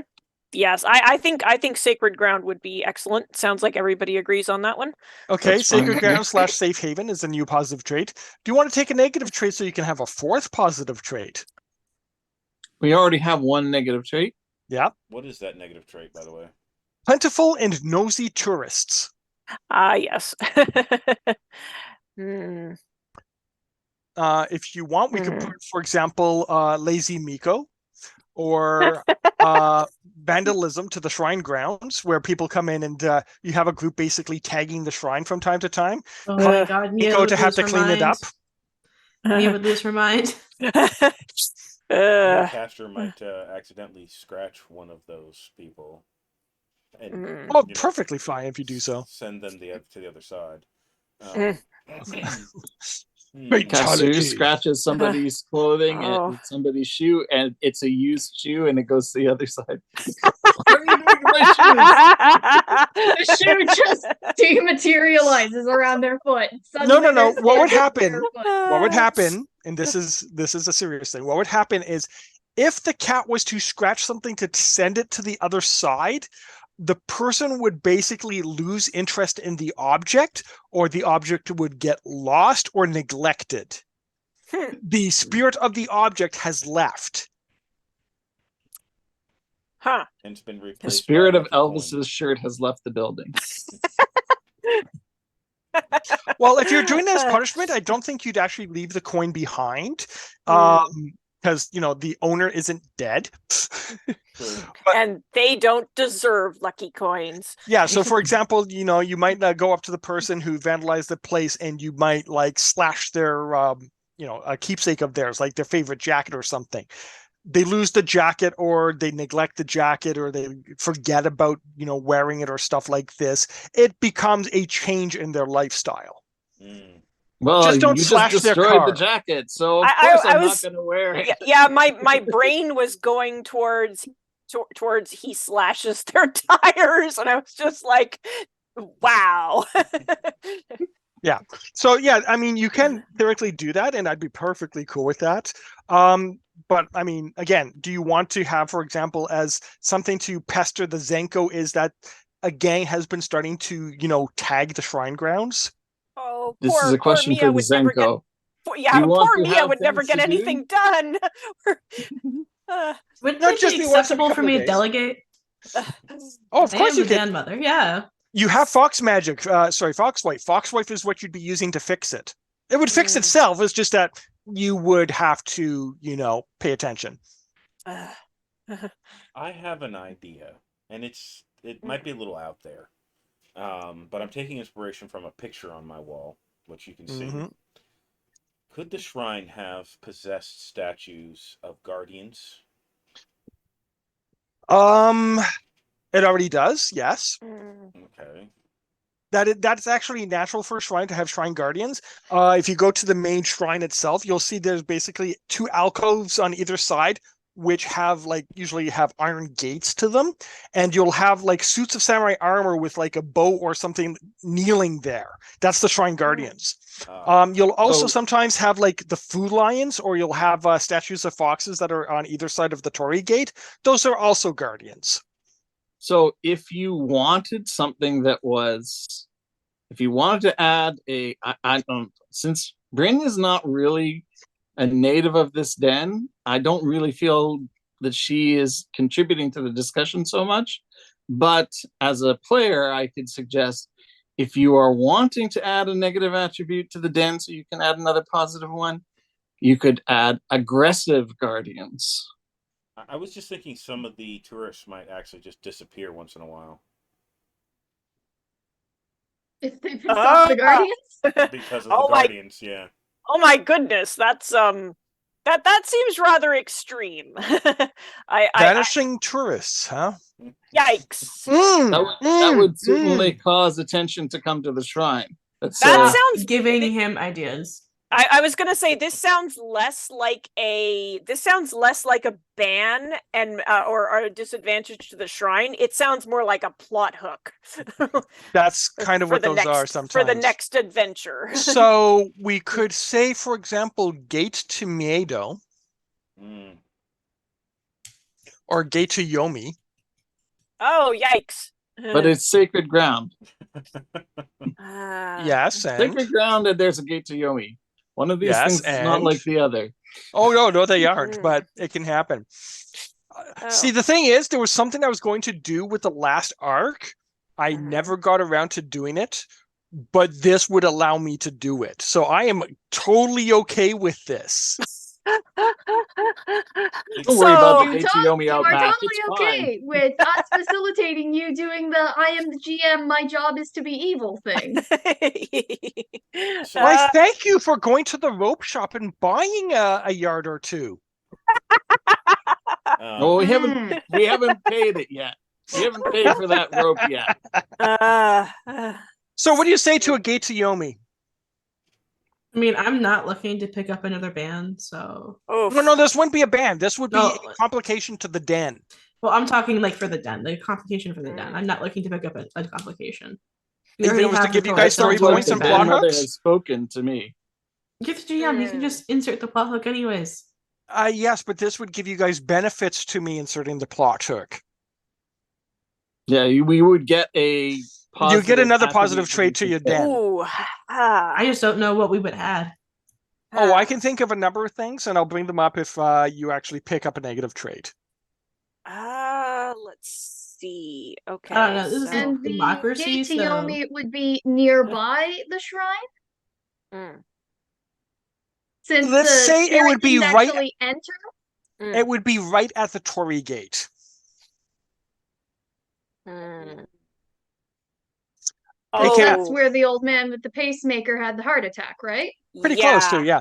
Hey, Kat. Yes. To give you an inkling of where I'm going, Niruku-chan. Well, there's a lot of stuff that goes on in that one. 2 Miko wearing fox masks at a shrine. Oh yeah, them. Is Yes, that in them. the volume you gave me? I I haven't only given you a have the volume to first- Niruku-chan because I don't own any. Yeah, it's something we've been reading Online. scanlated online. I can. No, you did give me a volume as a present. Oh no. Oh. I think you might see it in the first volume, but it really plays out, I think, in a later volume. It's actually very interesting what happens because of that. I'll plunk the link into Discord. Anyway, yeah, so the idea is that at the Torii gates, there would be a gate to Yomi. And what would happen is the odd tourist would wind up going to Yomi as opposed to the shrine grounds itself. They would encounter a shrine in Yomi, and things could happen. Interesting. Not necessarily negative things, but they would be complications. Interesting. Okay, would the so tourists be able to come back to the Oh real yes. world? Oh yeah. They would. The majority of them would. Not all of them, but the majority would. Yeah, I was just thinking it also sort of makes me think of how in the Okami game you can like travel to different places through the Torii if you go through the Torii gates at the particular times. Yeah. Okay. So okay, possible benefits that we could get if we decided to take this, because it certainly Enlightened Miko. Enlightened Miko. Enlightened Miko. Yeah, we have. We It's have well, been- it. Yeah, it's You certainly have true. one We have, that's an NPC. This would be like the Miko as a whole can do stuff, or awakened priest. Onyoji. Okay. Awakened priest would do what? They would have they'd be a little bit stronger on the spiritual aspect of things. You can actually basically say, yeah, I'm bringing the priest along, and the difficulty for performing this action is at -2. Okay, and now an onmyoji is a sorcerer, more or less. Yeah. Yeah, they're also summoners. Okay. Shikigami and the like. Yeah, Interesting. Shikigami, they're illusionists. They can do wards and circles of protection.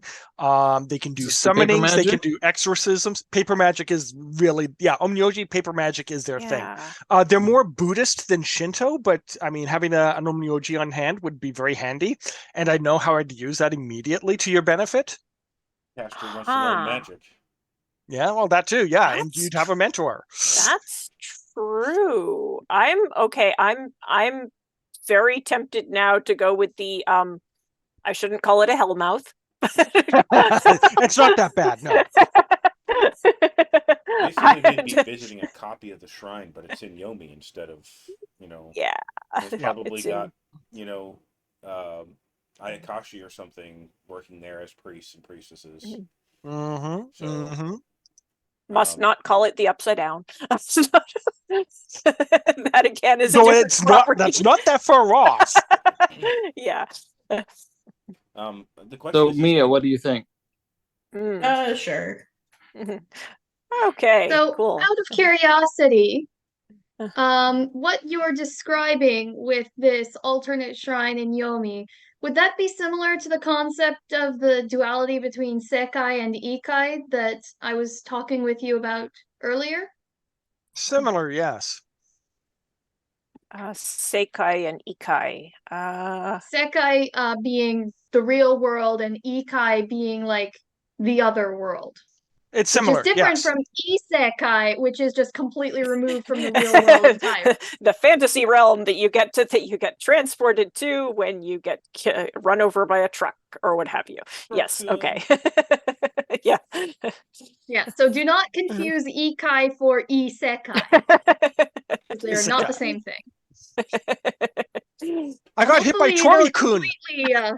Hopefully you I don't got hit by completely Tori steamroll again. my plans for hopefully you don't completely steamroll my plans for Oh I God! keep forgetting the New anime. the I got term. hit by a Torii Gates and awakened in another world.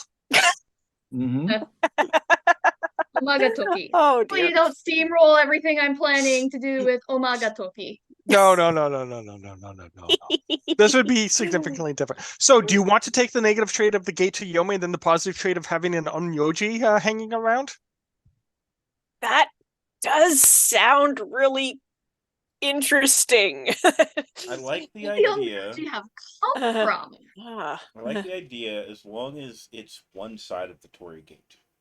Oh yeah, it's one sided and it's only intermittent. Yeah. Maybe we could even pick times for it, like maybe the witching hour at 3:00, both morning and afternoon. I won't put it to that regularly. There would be exceptions, but I could say that during the witching hour is when it's most active, but it might grab the odd person who's spiritually aware.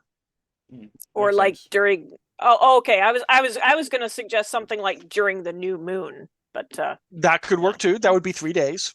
yeah. Okay. And onmyoji visitor. Yes. Okay. So, to explain the thing with the onmyoji, this is going to be tied to Nanaki. I'm pretty sure some of you already saw that coming. Kind of. Yeah. I was getting some honestly I I was getting mentioned- some Seimei vibes. Yeah, there was at one point near the end, his shadow had the long pointy hat of the onmyoji. Mm-hmm. Or well, the courtier. Yeah. Yeah, the courtier. Yeah. Yes. So yeah, reincarnation. Mm-hmm. So yeah, so that'll be something that can build up over time. Okay. Anyway. Next time the den improves, perhaps magnet for reincarnations. That could be interesting. That could work, Also, the next time that the din improves, you can actually get rid of a negative trait. Oh, good. So we could in fact. You can buy off negative traits. Yes. Yeah, we could in fact solve the whole gate to Yomi thing possibly. Mm-hmm. Okay. Yeah, it's not a permanent brand that you can't get rid of. It's something Okay. that you've picked up at the time, and you can solve it. And when you solve Okay. it, you can either solve it where the den rank goes up and it goes away, or you can get rid of one of your positive traits because of it. That's all. Okay. It's up to you. Yeah. Okay. Now with that, I think we can wrap up here and prepare for next week. Okay. Yeah, because I mean, yeah, what we've got, it ties into the previous plots, so this works. Yeah, sorry, you were saying. Oh, no, I wasn't. But is there anything else that anybody wants to talk about before we wrap things up? I think I'm good for tonight. I think Val wanted to mention something about Patreon. Oh, Patreon's not actually up and running right now. Oh. Still working However, on that. I do work a full-time job. I'm doing as much as I can. Yeah. Okay. So we're going to be setting up a Patreon. Is there anything you want to mention about it, or shall we save that for another time? We will save that for when it's actually ready, because I still have a few more ideas to run by y'all first. Okay. Excellent. Okay. All Well, right, thank then. you. We do very, very much appreciate your taking the time to do this. I'm not giving you in-game benefits for it, though. You can't bribe me. Okay, well, you can bribe me, but Yeah. send me cookies. Hint cookies. Yes. Yes, I can be bribed by cookies. All right. You would be the second game person who could be bribed by cookies that we would have stories about in this family. I will call a local pizza place and send you a pizza. Gabriel's is really, really good. The Gabriel's Pizza, not a sponsor.